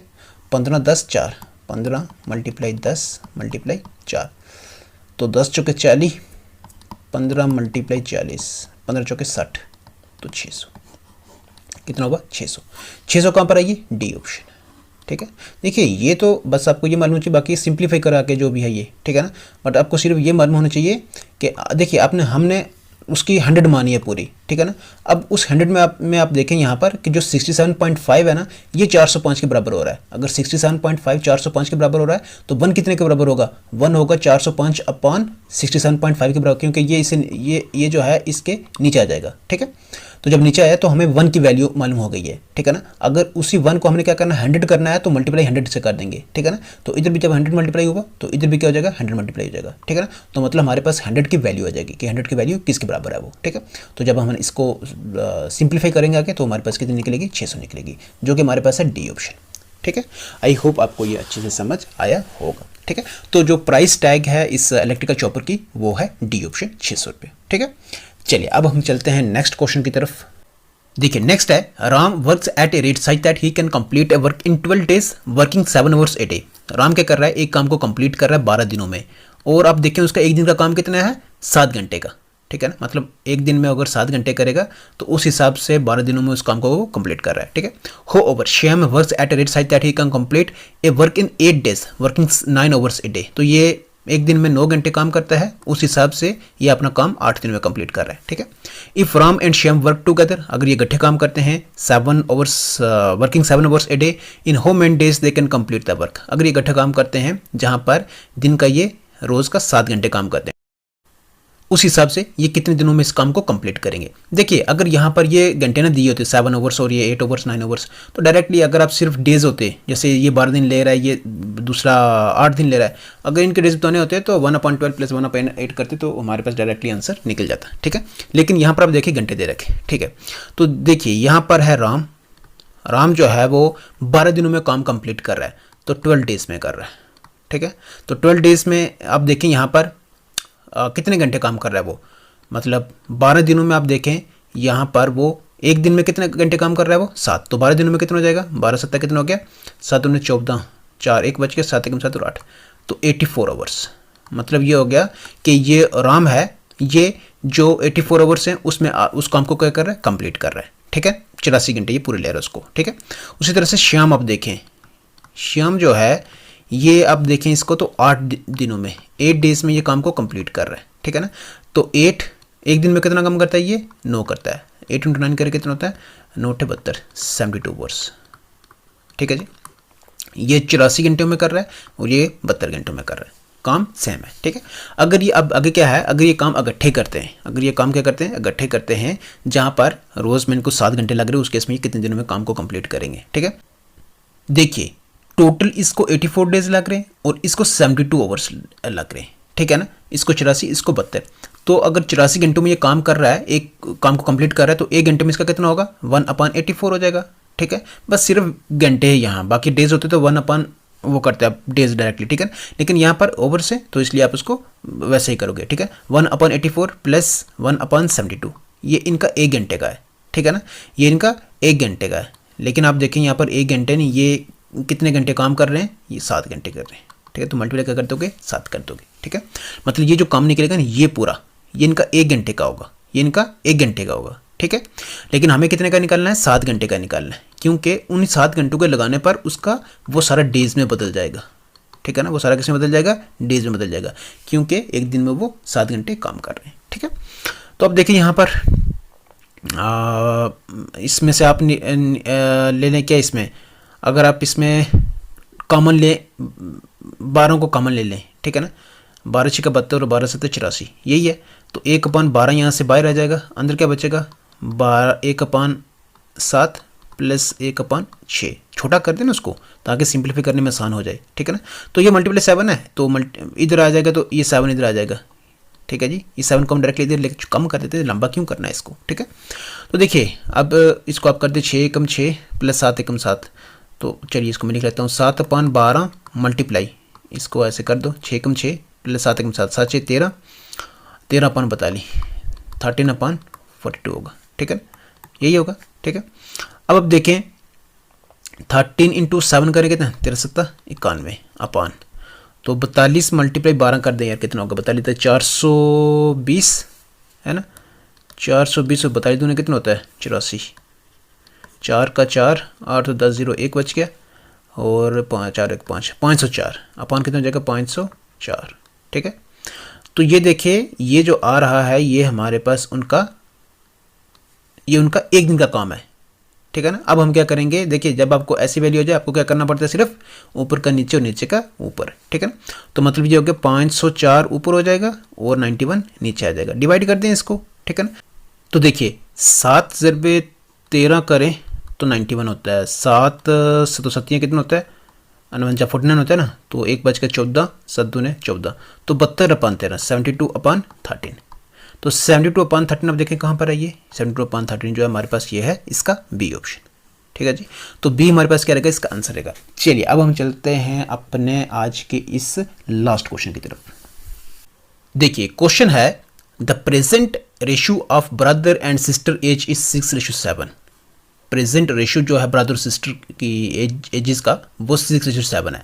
होएवर 12 years ago, अगो का मतलब होता है पहले, बिफोर। ठीक है ना, 12 years ago the ratio was 3:4, तो 12 साल पहले जो रेशियो था वो कितना था 3:4 था। Find the sum of the present ages in years of brother and sister. हमें क्या करना है, जो प्रेजेंट एजेस है ना उन दोनों की उसका सम बताना है, सम मतलब प्लस करना है। ठीक है ना, तो जो प्लस करके आंसर आएगा वही हमारे पास क्या होगा इसमें आंसर रहेगा। ठीक है, तो देखिए यहाँ पर आपको पता है रेशियो का हमने कैसे लेना होता है, तो देखिए 6:7 है, ये ब्रदर है और ये सिस्टर है, ये 6:7 है। लेकिन आप देखें अगर आपको कंप्लीट करना है इसको, तो मान लिया जो प्रेजेंट एज है किसकी ब्रदर की, वो क्या है 6x है। उसी तरह से जो सिस्टर की जो प्रेजेंट एज है वो 7x है। ठीक है, ये चीज़ ध्यान में रखना है, ऑलरेडी हमने ये चीज़ बड़ी 1-2 बार जो है करी हुई है कि इसको आपने कैसे करना होता है। ठीक है, तो प्रेजेंट एज जो ब्रदर की है वो 6x है और सिस्टर की कितनी है 7x है। ठीक है, अब आप इनकी 12 साल पहले चले जाएं, तो 12 साल पहले क्या हो जाएगी 6x की क्या हो जाएगी 6x - 12 हो जाएगी, 12 साल पहले यही हो जाएगी। उसी तरह से ये ब्रदर की होगी, सिस्टर की क्या हो जाएगी 7x - 12 ही हो जाएगी। ठीक है, 12 साल पहले। लेकिन क्वेश्चन में अगर आप देखेंगे ना, तो क्वेश्चन में कह रहा है कि 12 साल पहले जो रेशियो है ये 3:4 हो जाएगा, तो मतलब ये हो गया कि 6x - 12 ऐसे होगा ना, 7x - 12 is equal to 3/4 ratio में ना ये। ठीक है ना, तो रेशियो मतलब अपान। ठीक है ना, तो 12 साल पहले इसकी और इनका जो रेशियो है वो किसके बराबर होगा 3/4 के बराबर होगा वो। ठीक है, आपको प्रेजेंट एजेस का सम निकालना है, तो प्रेजेंट एजेस मतलब 6x और 7x का हमें वैल्यू मालूम करनी है, मतलब x मालूम होगा ना तो वो डालेंगे वैल्यू तो निकल जाना ये। ठीक है, तो सबसे पहले आप इसको कर दें ऐसे, 6x × 4 करें कितना होता है 6 × 4 करें कितना होता है 24x माइनस 12 चुका कितना हो गया 48 is equal to 17 21x minus 12 36, तो 24 देखिए x वाली एक तरफ ले आए। ठीक है, बाकी एक तरफ, बाकी दूसरी एक तरफ 24 - 21 करें कितना होता है 3x इज इक्वल टू -36 है, और ये -48 इधर आके क्या जगह प्लस का 48 होगा। ठीक है ना, तो -36 + 48 करें कितना होता है, मतलब 48 में से 36 निकालें कितना होता है 36 और 12 होता है। 3 एकम 3 3 × 4 करें तो 12 होता है। x इज इक्वल टू कितना हो गया 4 हो गया। x कितना हमारे पास निकला 4। ठीक है जी, अब इस 4 को हम डालेंगे यहाँ एक जगह इसमें और एक इसमें, तो 6x आप देखें तो मतलब 6 × 4 6 × 4 करें कितना होता है 24 होता है। ठीक है, उसी तरह 7x तो 7 × 4 7 × 4 करें कितना होता है 28 होता है, तो दोनों को प्लस कर दो, 8 और 4 कितने हो गए 12 2 1 बच गया, 2 और 2 कितने हो गए, 4 और 1 5, ठीक है ना। तो 52 आया हमारे पास, 52 हमारे पास जो है इसका बी ऑप्शन है, ठीक है जी। एक मिनट सेकेंड। चलिए इस क्वेश्चन के साथ अपनी ये वीडियो भी जो होती है कंप्लीट। सो आई होप जितने भी क्वेश्चंस हमने यहाँ पर करे हैं आपको अच्छे से बेहतर से ये समझ आए होंगे, ठीक है। चलिए क्वेश्चन है स्क्वायर रूट ऑफ, इस सारे का हमें स्क्वायर रूट बताना है। यहाँ पर कैसे निकालते हैं वो देखिए सबसे पहले आपने क्या करना है, ऊपर वाला लेना है, ठीक है, उसी तरह से फिर नीचे वाला लेना है, ठीक है ना। मतलब ये पॉइंट हटाना है आपने बीच से, ठीक है ना। तो पॉइंट जब हटाएंगे तो 81 आ जाएगा, ठीक है ना। और नीचे कितने जीरो आ जाएंगे, 1 2 3, क्योंकि डॉट के आगे कितने डिजिट्स हैं, 1 2 3 है ना, इसलिए 3 जीरो आ जाएंगे, ठीक है। फिर मल्टीप्लाई 484 अपान जीरो कितना आ जाएंगे, ये 3 जीरो यहाँ पे आ जाएंगे, ठीक है। फिर उसी तरह से मल्टीप्लाई 25 हो जाएगा, अपान कितना आ जाएगा 10 आ जाएगा, ठीक है ना। आई होप जो अभी ये करा ये आपको मालूम है कि करते क्या, ये क्या चीज़ कैसे करते हैं, ठीक है ना। देखिए जब ऐसे पॉइंट हो ना, जैसे 3.5 है, अगर आपको पॉइंट हटाना पड़े तो आपने क्या करना है 35 अपान 10 आ जाएगा, क्योंकि यहाँ पर पॉइंट के आगे सिर्फ एक ही डिजिट है। अगर यहाँ पर 2 होता ना तो यहाँ पर 2 जीरो आ जाते हैं, ठीक है ना। बस ये सब पे ऐसे ही लगता है ये, ठीक है। ये हो गया ऊपर वाला, अपान 64 के नीचे कितना आ जाएंगे, 1 2 3 जीरो आ जाएंगे, ठीक है। फिर मल्टीप्लाई 625 अपान कितना आ जाएंगे 2 जीरो, ठीक है। फिर उसी तरह से 121 अपान 2 जीरो यहाँ पे आ जाएंगे, ठीक है। अब देखिए एक चीज़, जब मल्टीप्लाई लगा हो ना बीच में तो फिर ऊपर की ऊपर मल्टीप्लाई होती है और नीचे की नीचे होती है। देखिए जैसे मैं लिखूँ 3 मल्टीप्लाई 3 अपान 2, फिर मल्टीप्लाई 5 अपान 3, तो क्या आप लिखोगे इसका आंसर 5 इंटू 3 करेंगे तो होता है 15 होता है, अपान 3 इंटू 2 करेंगे तो होता है 6 होता है। लेकिन अगर मैं लिखूँ 3 अपान 2 प्लस 5 अपान 3, तब आप इसको ऐसे नहीं कर सकते, ठीक है ना। तब आपको नीचे वाली चीज़ समझाना पड़ती है, मतलब एलसीएम लेके कर सकते हैं, नहीं तो आप ऐसे करेंगे उसको, ठीक है ना। ये सिर्फ मल्टीप्लाई के केस में आप ऊपर का ऊपर मल्टीप्लाई करते हैं और नीचे का नीचे करते हैं, ठीक है जी, ठीक है। या ऐसे सामने और ये ऐसे सामने, ठीक है ना, ये चीज़ ध्यान में रखना। तो जब ये मल्टीप्लाई लगा तो इसका मतलब ऊपर के ऊपर होंगी सभी मल्टीप्लाई, तो क्या होगा 81 इंटू 484 इंटू 25, इसको ऐसे रखते हैं, ये ऊपर हो गया। और नीचे क्या आ जाएगा, देखिए 3 जीरो ये हो गए, 3 जीरो ये हो गए 6 और 1 जीरो ये हो गया 7, तो 1 लिखेंगे और 7 जीरो लिख देंगे, ठीक है, 7 जीरो, ठीक है। फिर अपान 64, ये आपके लिए ऐसे इतना लंबा करके लिख रहा हूँ मैं, वैसे जिनको मालूम होगा वो थोड़ा स्किप करके आगे भी जा सकते हैं वो, ठीक है ना। तो 1 to 1 जिनको नहीं है उनके लिए है, ठीक है। अपान इसके कितने जीरो आ जाएंगे, 2 2 4 2 6 और 2 8 जीरो, है ना, 4 5 6 7 8, है ना, ऐसे करके आ जाएगा। तो ऐसे करके आपके पास आया, मान लिया ये आपके पास ए हुआ, ये आपके पास बी हुआ, ये आपके पास सी हुआ, ये आपके पास डी हुआ। तो ये चीज़ ध्यान रखनी है, ए अपान बी अपान सी अपान डी किसके बराबर होता है, ये ए अपान बी मल्टीप्लाई डी अपान सी। ये क्या लिखा है मैंने, दरअसल आपको ये याद रखना है कि जब इस तरह से हो तो ये चीज़ जो नीचे वाली है सी अपान डी जो है ये डी अपान सी हो जाती है, ठीक है।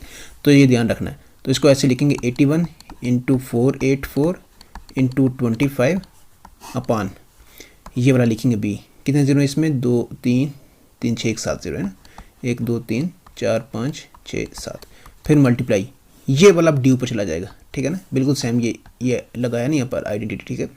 तो 1 2 3 4 5 6 7 8 जीरो, ठीक है ना। नीचे क्या आ जाएगा 64 इंटू 625 इंटू 1 to 1, यही आएगा ना। दरअसल ये जो आपने किया है, ये आपने ये सारा जो भी करा है आपने, जो अभी आपने ऐसे लिखा है ये एस इससे करके लिखा आपने, ठीक है ना, आपको बता दिया A B C D, ठीक है, कैसे करना है, ठीक है। अब देखिए यहाँ पर, यहाँ कितने ज़ीरो हैं, यहाँ पर हैं 7 जीरो, कितने हैं ये 7 जीरो यहाँ पे ख़त्म हो गए तो 7 जीरो यहाँ पे ख़त्म हो गए, ठीक है जी। तो यहाँ पे 10 बच गया। अब देखिए यहाँ पर इसको ख़त्म करे जहाँ तक ख़त्म होता है ये, ठीक है ना। तो 121 से कम 121 मल्टीप्लाई 4 करे तो 484 होता है, ठीक है। उसी तरह से 4 एकम 4 4 मल्टीप्लाई 16 करे तो 64 होता है, 64 होता है, ठीक है। उसी तरह से 25 से कम 25 और 25 मल्टीप्लाई मतलब 25 से कम 25 25 दूने 50 और 25 चौका 100 25 5 125 तो 25 आ, या फिर 25,025 करें तो 625 होता है, ठीक है, ऐसे भी कर सकते हैं, ठीक है। तो अब देखिए आपके पास क्या हुआ, मतलब क्या हमारे पास आया, वो आया हमारे पास 81 अपान 16 इंटू 25, यही आया। इसी का स्क्वायर रूट हमें बताना ना, ठीक है, बस ये लगा दें आप ऊपर। अब इसको सिंप्लीफाई कर दें तो 81 किसका स्क्वायर आता है, ये 81 आता है 9 का, ठीक है ना। तो 9 और स्क्वायर ये अंडर रूट खत्म हो जाएगा। उसी तरह से आप देखें 16 का आएगा 4 और 25 का आएगा कितना 5, देखिए ना, समझिए ना, 16 है ना, ये ऐसे आएगा ना 16 तो 16 का कितना बनेगा, 4 बनेगा ना, 4 का स्क्वायर कितना होता है, 16 होता है, ये जो कैंसिल हो जाएगा, तो 4 हमारे पास आ गया यहाँ पर। उसी तरह से यहाँ पर 25 डालना है, तो 25 का कितना आता है, 5 आता है, ठीक है, तो ये हमारे पास है। तो हमारे पास कितना आया, 9/5 चौके 20, ठीक है जी, यही आया ना, 9 कितना आ गया, 20 आ गई, ठीक है। अब आपने क्या करना है, इसको डिवाइड कर देना है, ठीक है। तो 9/20 को आप करें, देखिए 20 यहाँ पे आएगा, 9 अंदर चला जाएगा। अब आपको पता है 9 छोटा है, 20 बड़ा, इसको थोड़ा बड़ा करना पड़ेगा। जब इसको हम बड़ा करेंगे तो यहाँ लगेगा 0 और यहाँ ऊपर लग जाएगा 0 और पॉइंट लग जाएगा, मतलब आंसर हमारा 0 और पॉइंट में होगा, ना ही डी होगा आंसर और ना ही 20 का आंसर हो सकता है, ठीक है। अब आप देखें यहाँ पर 20 का टेबल आपने शुरू करना है, तो 20/4 करें तो कितना होता है, 80 होता है, ठीक है ना।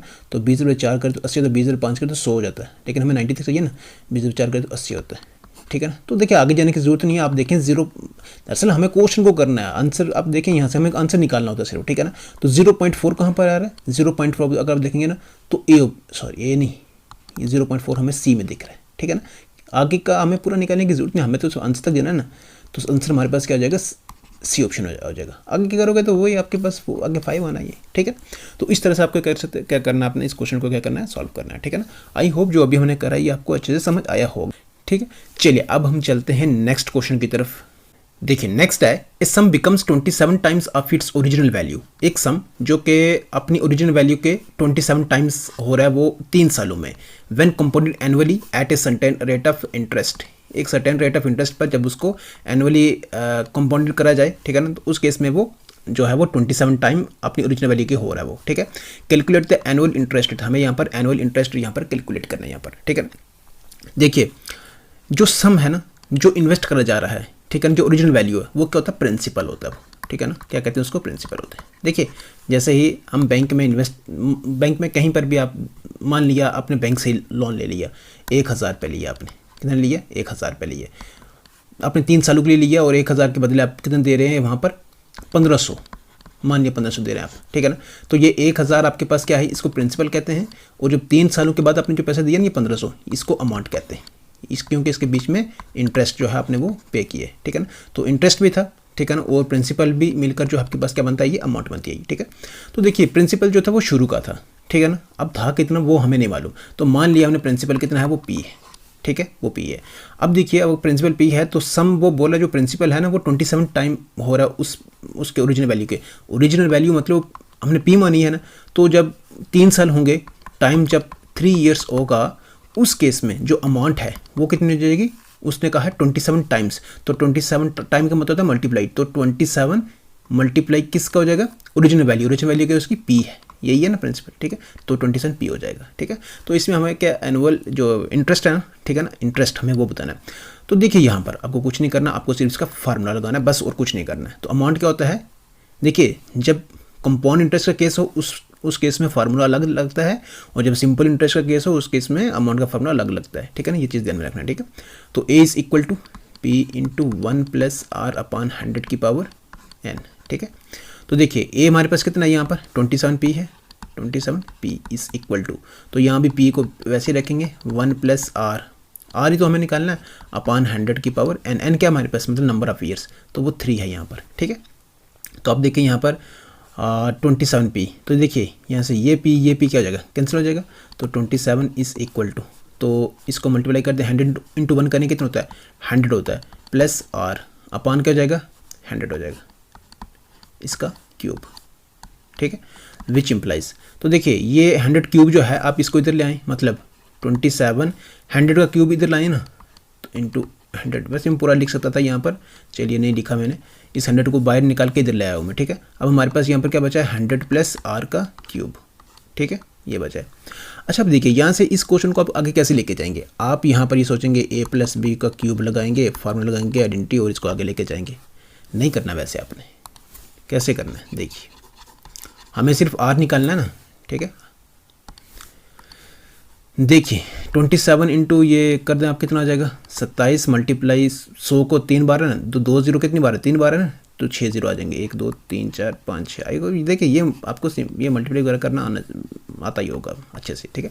तो देखिए तो 100 + r क्यूब है, ठीक है ना, तो इस 100 + r को आप यहीं पे रखें और इस क्यूब को आप इधर ले आएँ, तो जब ये इधर आएगा तो 1/3 हो जाएगा, ये कितना हो जाएगा 1/3, ठीक है।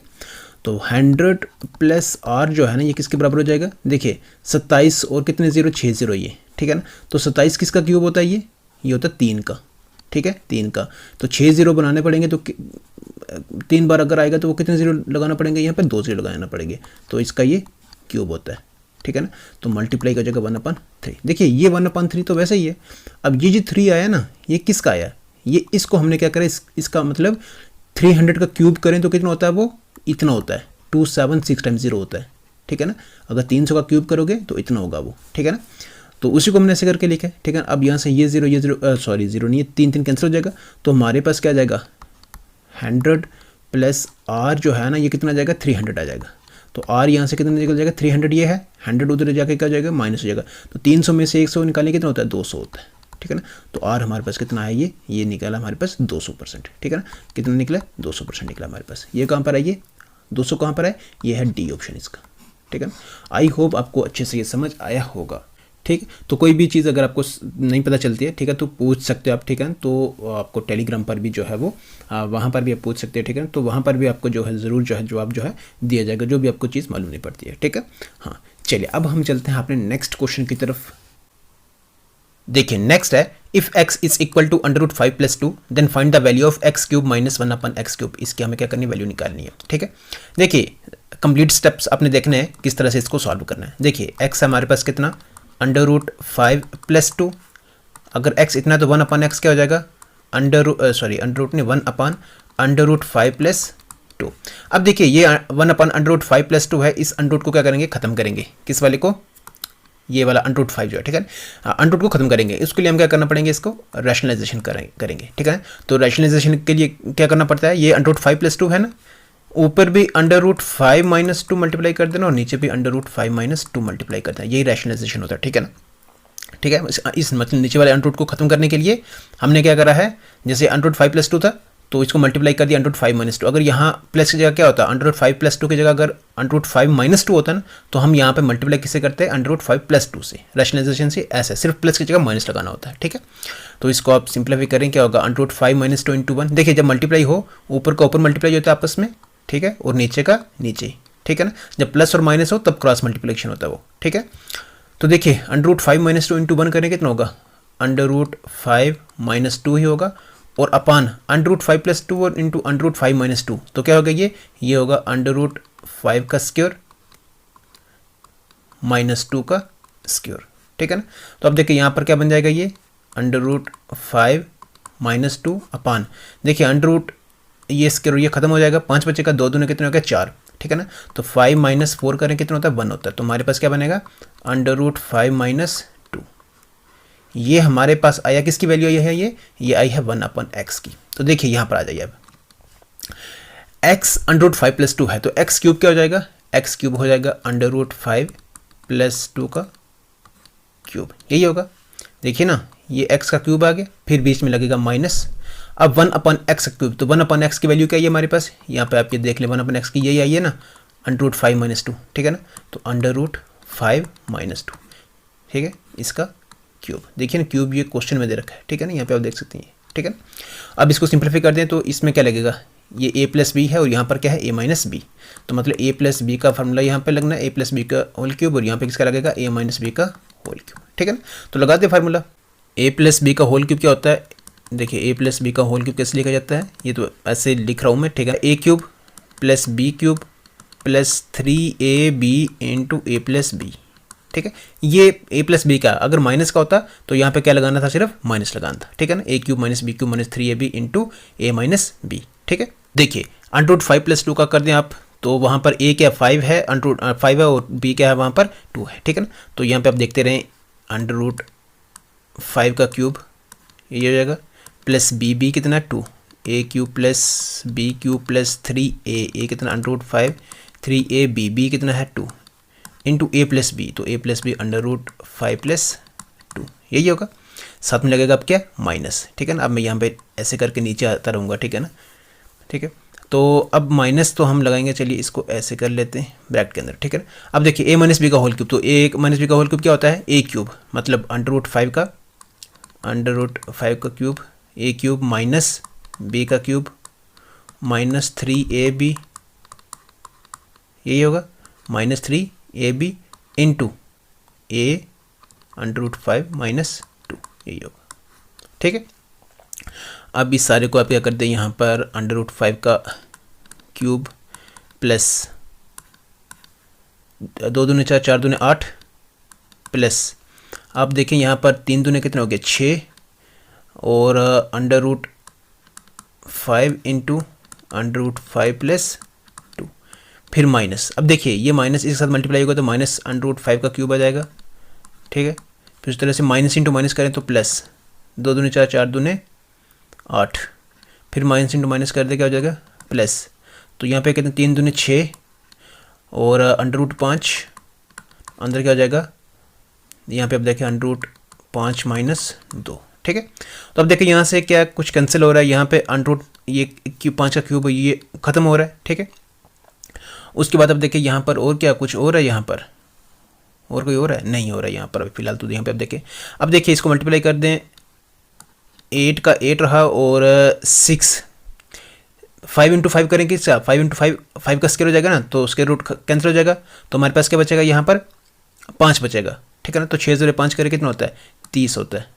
ठीक है, फिर प्लस 6 दूने 12 √5, यही होगा। ठीक है, अब प्लस यहाँ पे ये 8 बचा है, यहाँ पे लिख दो इसको प्लस।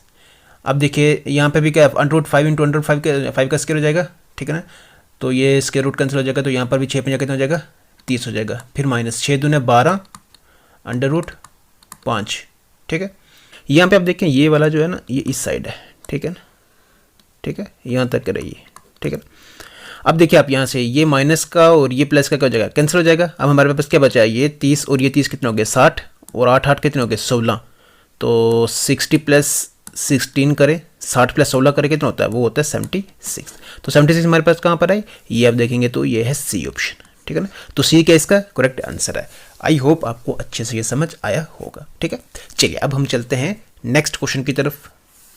देखिए नेक्स्ट है, if the equations 28x + 8y + 15 is equal to 0 and 42x - ky - 21 is equal to 0 have no solution, then the value of k is. देखिए क्लास 10th में आपने ज़रूर इसको देखा होगा, बिल्कुल वैसा ही, मतलब अब देखिए वहीं से क्वेश्चन है ऐसे करके। ठीक है ना, अब देखिए यहाँ पर ये एक ये इक्वेशन है और ये दूसरी इक्वेशन है। ठीक है, इसको कैसे लिखा जाता है, देखिए ये जो है 28 जो है ना इसको 1 माना जाता है। ठीक है, तो ये a1 हो गया, ऐसे लिखा जाता है ना, a1x + b1y + c1 is equal to 0। ये पहली इक्वेशन रही।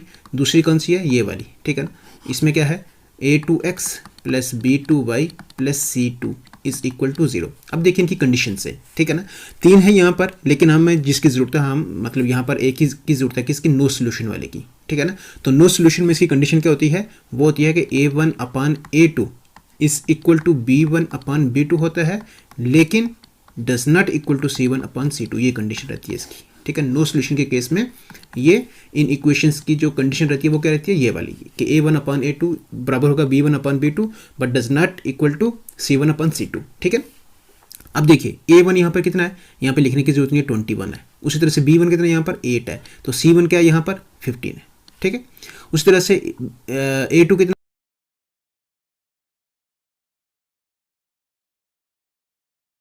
तो आप देखें यहाँ पर उन्हीं को क्या करना, आपने सिर्फ यहाँ पर लिखना है। ठीक है ना, तो इस इक्वेशन की आप देखें यहाँ पर क्या कंडीशन है, ये वाली है, ये सामने। ठीक है ना, तो a1/a2 मतलब a1 कितना हमारे पास 28 है, 28/a2, a2 कितना है यहाँ पे आप देखेंगे तो वह है 42। ठीक है, a1/a2 is equal to b1/b2, b1 आप देखेंगे यहाँ पर कितना है 8 है। ठीक है, अपान b2, तो b2 आप देखें यहाँ पर, देखिए ये जो b2 आपको दिख रहा है ना, अब यहाँ पर आप देखें k लिखा हुआ है, लेकिन आप क्या लिखेंगे, -k लिखेंगे या k लिखेंगे, तो आपने क्या लिखना है यहाँ पर -k लिखना है, -k लिखना है। ऐसा क्यों है, देखिए 42 में इस इक्वेशन को लिख लेता हूँ, 42x + -ky, ऐसे करके आप इसको लिखेंगे तो plus into -21 is equal to 0। जब आप इसको ऐसे करके लिखोगे तो 42x प्लस इंटू माइनस क्या होता है -ky और प्लस इंटू माइनस क्या होता है -21, तो वापस आपके वो पास वही आ जाती है। ठीक है, लेकिन इसकी फॉर्म आपको जरूर मालूम होनी चाहिए। ठीक है, ये सारी किस में होती है, प्लस में होती है। ठीक है, मतलब ये हो गया कि जो माइनस होगा वो किसके साथ होगा, उस नंबर के साथ होगा। ठीक है, तो इसलिए यहाँ पर क्या आ गया, -k आएगा। आई होप आपको ये समझ आया होगा जो भी यहाँ पर लिखा है। ठीक है ना। बस आपने ये देखना है कि ये सारी किस में प्लस में है, ठीक है ना। अगर प्लस में है तो फिर आपको वो सारी प्लस में बनानी है। अब पहले तो मालूम होना चाहिए, अगर नहीं मालूम है तो फिर आपको ये चीज़ देख लेनी है इसमें, ठीक है। चलिए अब सीधा कर देते हैं इसको। तो देखिए यहाँ पर सिंप्लीफाई करते हैं इसको, माइनस के इंटू 28, वैसे इतना लंबा भी नहीं करना है, माइनस के into 28 is equal to 8 into 42, यही होगा, ठीक है। 7 ज़रबे 4 करे तो कितना होता है 28 होता है, 7 ज़रबे 6 करे तो कितना होता है 42 होता है ना। 4 एकम 4, 4 दूने तो 8 होता है, और 6 दूने कितना हो गया 12। माइनस के इज़ इक्वल टू 12। इस माइनस को ख़त्म करें तो ख़त्म करने के लिए या तो माइनस को उधर लगा दे या माइनस माइनस से मल्टीप्लाई कर दे, कैसे भी आप कर सकते हैं, ठीक है ना। तो इस माइनस को आप डायरेक्टली, चलिए कैसे भी कर सकते हैं आप, इस माइनस ख़त्म करेंगे तो माइनस जो है आगे चला जाएगा, ठीक है ना। ठीक है, तो ये कितना हो जाएगा -12। तो -12 हमारे पास क्या रहेगा, इसका आंसर रहेगा। ये चीज़ ध्यान में रखनी है। +12 अगर आया तो आपने अगर के लिख दिया सिर्फ, तो उससे +12 आएगा, वो आंसर क्या हो जाएगा, गलत हो जाएगा। ये चीज़ ध्यान में रखनी है, ठीक है ना।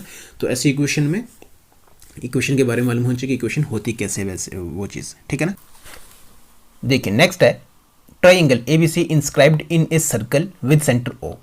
क्या है, एक ट्राइंगल है जो कि इंस्क्राइब करी जा रही है, मतलब अंदर ही बनाई जा रही है, किसके, सर्कल के, जिसमें सेंटर O है। If AB is equal to 17 centimetre, BC is equal to 10 centimetre and AC is equal to 9 centimetre, find the area of the triangle ABC। हमें एरिया निकालना उस ट्राइंगल ABC का, ठीक है। सबसे पहले देखिए यहाँ पर क्या है, सर्कल है, सर्कल का सेंटर O है, ये हो गई हमारे पास सर्कल, ठीक है। और इसमें सेंटर O है, ठीक है ना। और इसी में हमारे पास क्या बन रही है, ट्राइंगल बन रही है ABC, है ना।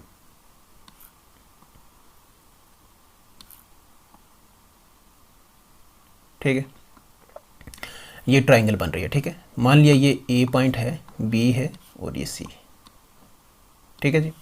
अब देखिए यहाँ पर क्या है, AB कितना है 17, AB कितना है 17 है, ये BC कितना है 10 है, और AC कितना है 9 है। हमें एरिया ऑफ ट्राइंगल निकालना है ABC का। तो देखिए एरिया ऑफ ट्राइंगल आपको पता है, एरिया ऑफ ट्राइंगल मतलब यही ABC जो है, क्या होगा इसका फार्मूला, वो होगा √S into S minus A into S minus B into S minus C। देखिए S क्या है, ये है सेमी पेरीमीटर, ठीक है ना। पेरीमीटर के अगर और इसको आसान लफ्ज़ों में देखें तो पेरीमीटर होता है क्या, मतलब कंप्लीट लेंथ, ठीक है ना, ठीक है। और सेमी होगा मतलब आधा, तो सेमी पेरीमीटर मतलब आधी लेंथ, ठीक है ना। तो अब देखिए यहाँ पर S वो हो गया, उसके बाद A क्या हो गया, A हो गया मतलब एक साइड, B हो गया दूसरी साइड, और C हो गया तीसरी साइड, ठीक है। अब देखिए यहाँ पर अब √S into S minus A, S minus B और S माइनस C, इससे हम क्या कर सकते हैं, एरिया ऑफ ट्राइंगल जो है निकाल सकते हैं, और इसी को क्या कहते हैं, हीरोन्स फार्मूला भी कहते हैं, ठीक है। अब देखिए यहाँ पर सबसे पहले काम है हमारे पास S निकालना। तो S कैसे निकालेंगे, S निकालेंगे इस मतलब इन तीनों का क्या करेंगे, सम करेंगे। तो अब देखें यहाँ पर 17 + 9 करे कितना होता है, 17 10 27 26, है ना। 26 और 10 करे कितना हो गया, 36 हो गया, तो 36, ठीक है। S हमारे पास क्या हो गया, S इज इक्वल टू 36, लेकिन 36 नहीं होगा, ये 36/2 होगा, क्योंकि यहाँ पर सेमी पेरीमीटर है, और सेमी पेरीमीटर को S से डिनोट करा हुआ है, ठीक है ना। तो सेमी मतलब होता है आधा, ठीक है ना। तो 36 मतलब 36 का आधा, 36 का आधा कितना होता है 18, ठीक है ना। S हमारे पास कितना निकल गया, 18 निकल गया। तो अब देखें √S कितना है 18 इंटू S माइनस A मतलब 18 माइनस 17, फिर उसी तरह से S माइनस B 18 माइनस 10, उसी तरह से 18 माइनस 9, यही होगा, ठीक है। विच इम्प्लाइज 18 का 18 में से 17 निकाले कितना होता है, एक ही होता है ना। उस तरह से 18 में से 10 निकालें कितना होता है, 18 में से 10 निकाले के 8 होता है, ठीक है। फिर उसी तरह से 18 में से 9 निकाले कितना होता है, 9 होता है, ठीक है। अब देखिए यहाँ पर इस सारे को मल्टीप्लाई करें आप, तो 18 कम 18 मल्टीप्लाई 9 × 72, दोनों को मल्टीप्लाई कर दें यार, कितना होता है 72 मल्टीप्लाई 18, 8 दूने 16, 6 1 बच गया, प्लस 8 7 56 प्लस 2 एकम 2 56 2 58 1 9 9 5 बच गया, और 7 एकम 7 और 5 कितना हो गया 12, है ना। तो कितना हो गया ये √1296। अब देखें √1296 किसका ये स्क्वायर आता है, ये चेक करें इसको। अब देखें इसमें तो 10 का नहीं आएगा, यहाँ भी 0 है, तो अब देखें यहाँ पर किसका स्क्वायर, अगर 6 का स्क्वायर करें 36 आता है, मतलब लास्ट पे 6 आ रहा है, तो 6 आ रहा है, यहीं से आप गैस करके बता सकते हो कि आपके पास 36 होगा, नहीं तो मल्टीप्लाई करके देख सकते हैं। 6 का 36, 6 3 बज के 6 18, 6 18 18 36 होती है 39, 9 3 बज के 3 3 9 9 3 12 है ना, 92। तो मतलब ये किसका आया हुआ, ये किसका है 36 का है ना। तो हमारे पास कितना होगा 36, हमारे पास क्या रहेगा इसका 36 सेंटीमीटर स्क्वायर, हमारे पास क्या रहेगा इसका आंसर रहेगा, मतलब जो एरिया ऑफ ट्राइंगल है वो कितना है 36 सेंटीमीटर स्क्वायर है ये, ठीक है ना, जो कि हमारे पास ये बी ऑप्शन। आई होप आपको ये अच्छे से समझ आया होगा। चलिए अब हम चलते हैं अपने आज के इस पार्ट के जो लास्ट क्वेश्चन उसको देखते हैं। चलिए देखिए क्वेश्चन है, in an equilateral triangle ABC P is the centroid of this triangle. Triangle ABC में जो P है ना वो सेंट्रॉइड है, मतलब सेंट्रल पॉइंट है इस ट्राइंगल का, ठीक है। Side of the triangle ABC is 16√3 centimetre. जो साइड है ट्राइंगल की वो कितनी है 16√3 सेंटीमीटर है। What is the distance of point P from the side BC। Side BC से पॉइंट P तक जो डिस्टेंस हमें ये बताना है। ये देखिए ये हमें क्या करना पड़ेगा, इसके लिए फिगर बनाना पड़ेगी। यहाँ पर देखिए मान लिया ये इक्विलेटरल ट्राइंगल है ये वाली, ठीक है, इसमें A ये है, B ये है और C ये है, ठीक है। अब देखिए इसमें P सेंट्रॉइड है, तो सेंट्रॉइड कहाँ पर होगा, सेंट्रॉइड होगा इसका सेंट्रल पॉइंट। सेंट्रल पॉइंट कौन सा, मतलब जहाँ पर सारे मीडियंस आपस में क्या होके इंटरसेक्ट कर रहे हैं, ठीक है ना। तो देखिए ये एक मीडियन आया यहाँ से नीचे, दूसरा यहाँ से आप पास करेंगे तो ऐसे नीचे जाएगा, और तीसरा C से आप करेंगे तो ऐसे नीचे जाएगा। अब देखिए इसको मैंने इसलिए नहीं ड्रा करा, इनको डॉटेड लाइंस में इसलिए ड्रा करा क्योंकि हमें इनकी ज़रूरत नहीं है, हमें ज़रूरत है सिर्फ किस वाले की, ये जो लाइन लगाई है A से, ठीक है ना। तो क्योंकि क्वेश्चन में यही पूछा ना, what is the distance of point P from the side BC, तो अब पॉइंट P कहाँ पर आएगा, ये यहाँ पर आएगा, क्योंकि सेंट्रॉइड यही है। सेंट्रॉइड के लिए जो डिनोट करना है उसको P से करना है, ये यहाँ पे आप देख सकते हैं, ठीक है। हमें यहाँ BC कौन सी है, ये साइड है नीचे वाली, इससे हमें क्या करना, पॉइंट P तक जो डिस्टेंस है ना हमें ये बताना है, ठीक है ना। तो मान लिया इस पॉइंट को हम क्या करते हैं, मान लेते हैं ABC हो गया, इसको D मान लेते हैं, ठीक है ना। मतलब ये हो गया कि हमें P और D के बीच में डिस्टेंस मालूम करना है, ठीक है ना। P और D के बीच में क्या करना है, डिस्टेंस मालूम करना है। अब देखिए इक्विलेटरल ट्राइंगल है, इक्विलेटरल में क्या होता है, सारी साइड्स जो होती हैं ट्राइंगल के आपस में क्या होती है, इक्वल होती है। तो अगर AB कितना है 16√3 है, तो BC कितना होगा, BC भी 16√3 होगा सेंटीमीटर जो भी है, ठीक है। और AC कितना होगा, AC भी आप देखेंगे तो 16√3 सेंटीमीटर है, क्योंकि ये इक्विलेटरल ट्राइंगल है, ठीक है। अब देखिए यहाँ से AD जो है ना, ये इसकी क्या है, हाइट है। तो हाइट कैसे मालूम करते हैं, हाइट के लिए फार्मूला है √3/2 × A, यही है, which implies H is equal to √3/2 × A। A कितना है यहाँ पर, A मतलब साइड, ठीक है ना। ये फार्मूला ये जो A है ना इसका मतलब है साइड, ठीक है ना। तो साइड कितनी है 16√3, 16√3, 2 × 2 2 × 8 करके कितना होता है 16 होता है, ठीक है ना। इक्वल टू देखिए √3 × √3 का स्क्वायर हो जाएगा, ठीक है ना। तो यहाँ पर हो जाएगा √3 का ये स्क्वायर हो जाएगा और मल्टीप्लाई क्या हो जाएगा 8, ठीक है। ये और ये क्या हो जाएगा, कैंसिल हो जाएगा। तो 8 × 3 करेंगे कितना होता है 24 होता है, ठीक है। मतलब ये हुआ कि हमारे पास जो हाइट है ना वो है हमारे पास कितनी 24, ठीक है। अब ये जो हाइट है ये AD जो है ना, ये यहाँ पर आप देखेंगे ये इसमें एक पॉइंट आ रहा है कौन सा, P वाला, जिसको सेंट्रोइड कहते हैं। और ये सेंट्रोइड जो होता है ना, ये सेंट्रोइड जो होता है इस लाइन को, ये इस लाइन को मीडियन कहते हैं। AD मतलब मीडियन है, ठीक है ना। इस मीडियन को 2:1 में डिवाइड करता है ये सेंट्रोइड जो होता है, ये पॉइंट जो सेंट्रल P वाला, ठीक है, 2:1 में करता है। मतलब ये हो गया कि AP रेशो PD जो है ना ये किसके बराबर है 2:1 के, ठीक है। PD जो है 2:1 के है, ठीक है। तो AP कितना है 2, लेकिन अब देखिए रेशो में है ना, तो हमने मान लिया कि AP कितना है 2x। आपको हमने पहली वीडियोस में भी करा हुआ कि कंप्लीट अगर आपको करना है तो मल्टीप्लाई कर दें x से, ठीक है ना। तो मान लिया AP जो है इसकी पूरी लेंथ कितनी है 2x है। उसी तरह से PD कितना है 1 है, तो 1 × x करेंगे तो क्या हो जाएगा x सेंटीमीटर, ठीक है। तो देखिए AP A से P तक आए, फिर P से D तक आए, तो ये टोटल कितना बना है AD बना ना ये, ठीक है ना। तो AD किसके बराबर होता है, AD मतलब किसके बराबर है AP प्लस PD के बराबर है, ठीक है। विच इम्प्लाइज AD कितना है यहाँ पर, AD कहाँ पर है, ये 24 निकाला है, H है ना, ये AD क्या है H है ना, हाइट, ठीक है ना। तो ये हाइट किसके बराबर है 24 के बराबर है, मतलब AD 24 है, इज इक्वल टू AP कितना है यहाँ पर, अभी ये देखिए 2x है, प्लस PD कितना है x है। तो 2x + x करेंगे तो मतलब 3x होता है।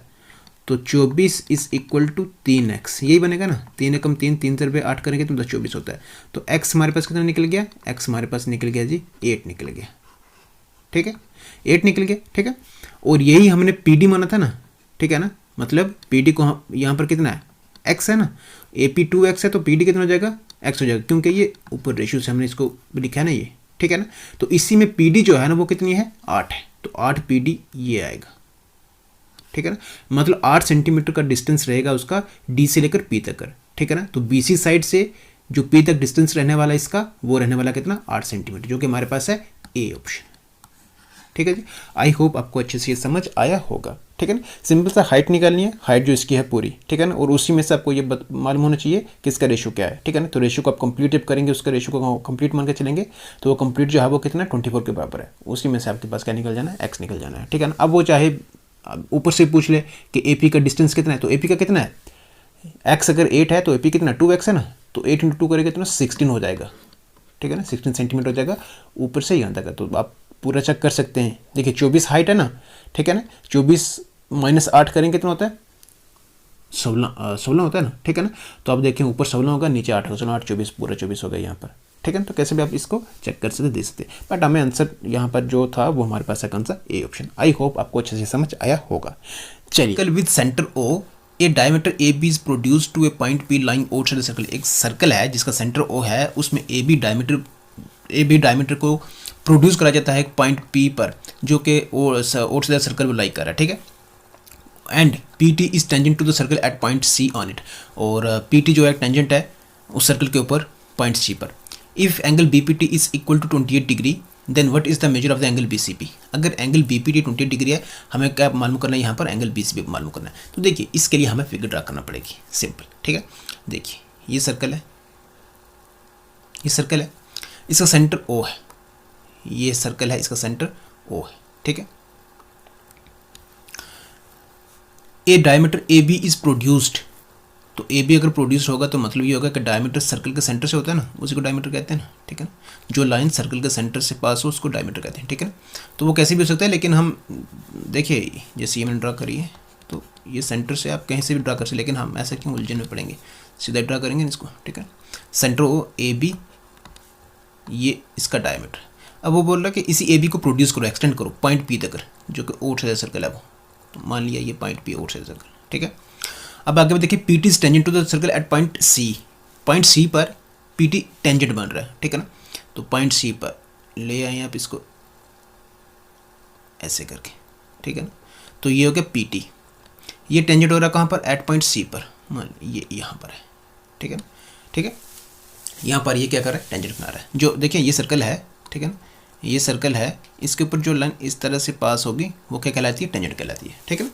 तो देखिए यहाँ पर इस पॉइंट C पर ये टेंजेंट बन रहा है, कौन, PT, ठीक है। एंगल BPT, तो एंगल BPT देखिए ये है B, ये है B, ये है इधर P और T इधर लास्ट पे है। ये BPT कितना है, ये है 28 डिग्री, कितना है 28 degree. What is the angle, हमें मेजर ऑफ एंगल BCP, तो BCP आप देखें हमें BCP बताना है यहाँ पर, लेकिन आप यहाँ पे अगर गौर करेंगे देखेंगे यहाँ पर, तो BCP तो यहाँ पर कहीं एंगल बनता हुआ नज़र ही नहीं आ रहा, तो मतलब हमें कुछ ना कुछ अपनी तरफ से करना पड़ेगा, ठीक है ना। अपनी तरफ से क्या करना पड़ेगा, यहाँ पर इसको जोड़ना पड़ेगा,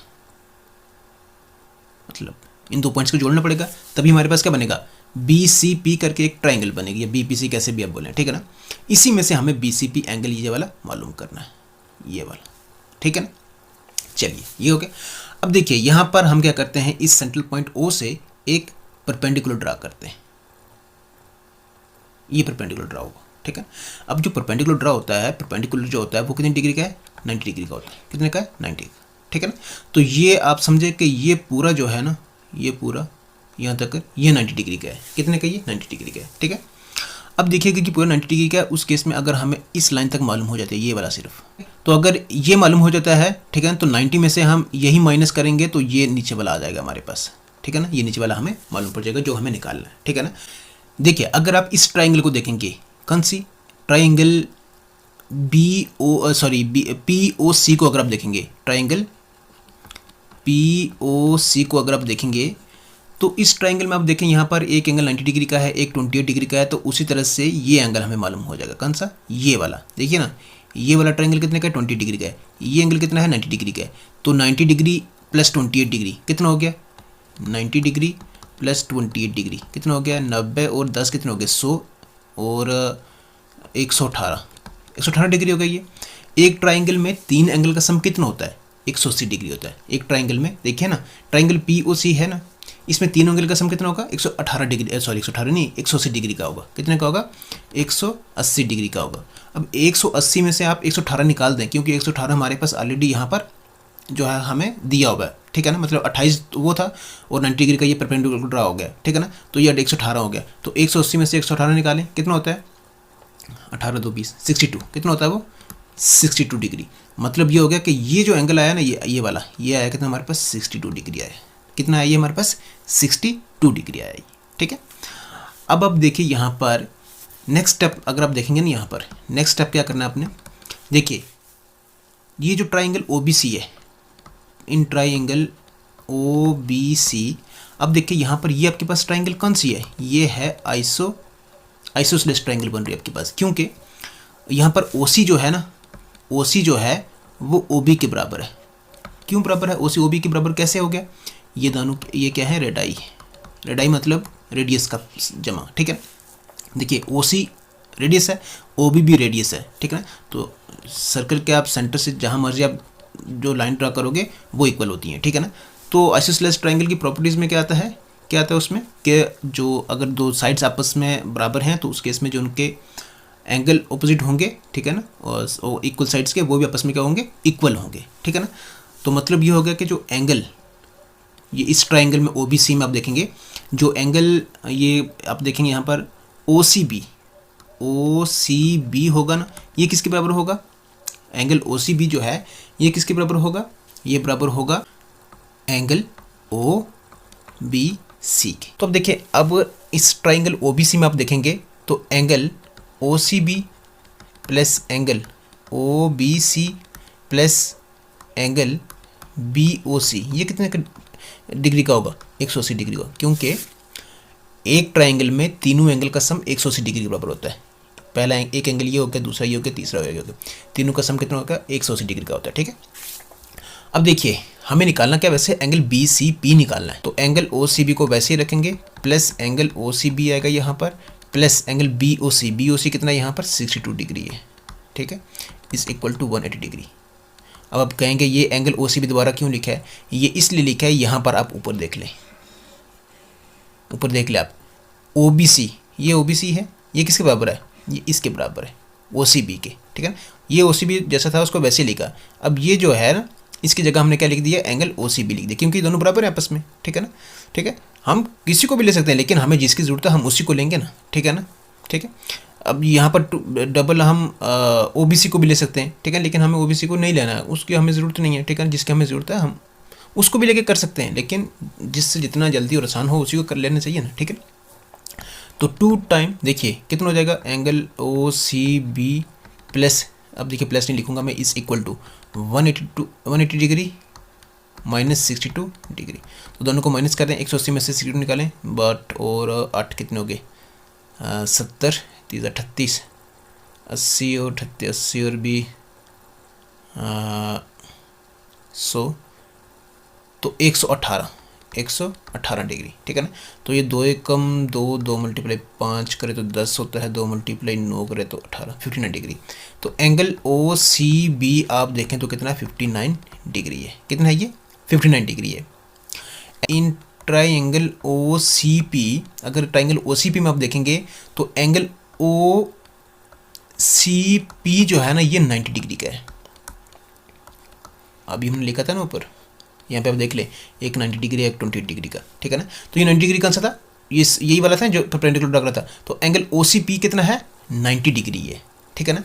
तो एंगल OCP को अगर आप एक्सपेंड करके लिखोगे ना, एंगल OCP किसके बराबर है? एंगल OCB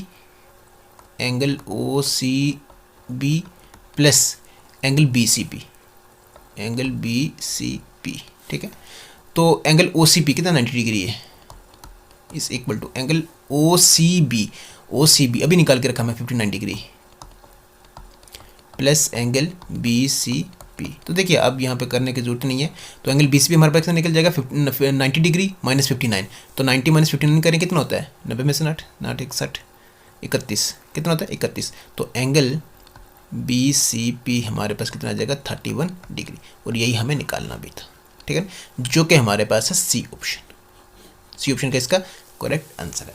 आई होप आपको ये अच्छे से समझ आया होगा। चलिए अब हम चलते हैं नेक्स्ट क्वेश्चन की तरफ।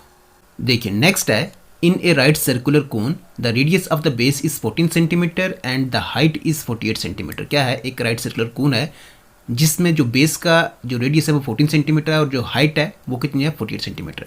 ए cross section is made through the mid point of the height parallel to the base. क्या है, एक क्रॉस सेक्शन जो है इसमें बनाई जाती है, ठीक है ना, क्रॉस सेक्शन करा जाता है through the mid point of the height के मिड पॉइंट से, जो कि पैरेलल है किसके बेस के। The volume of the upper portion of the cone is, हमें यहाँ पर जो वॉल्यूम है ना अपर पोर्शन का वो हमें बताना है यहाँ। चलिए सबसे पहले हम यहाँ पर जो राइट सर्कुलर कोन है उसको ड्रा कर लेते हैं, ठीक है, ये कोन है।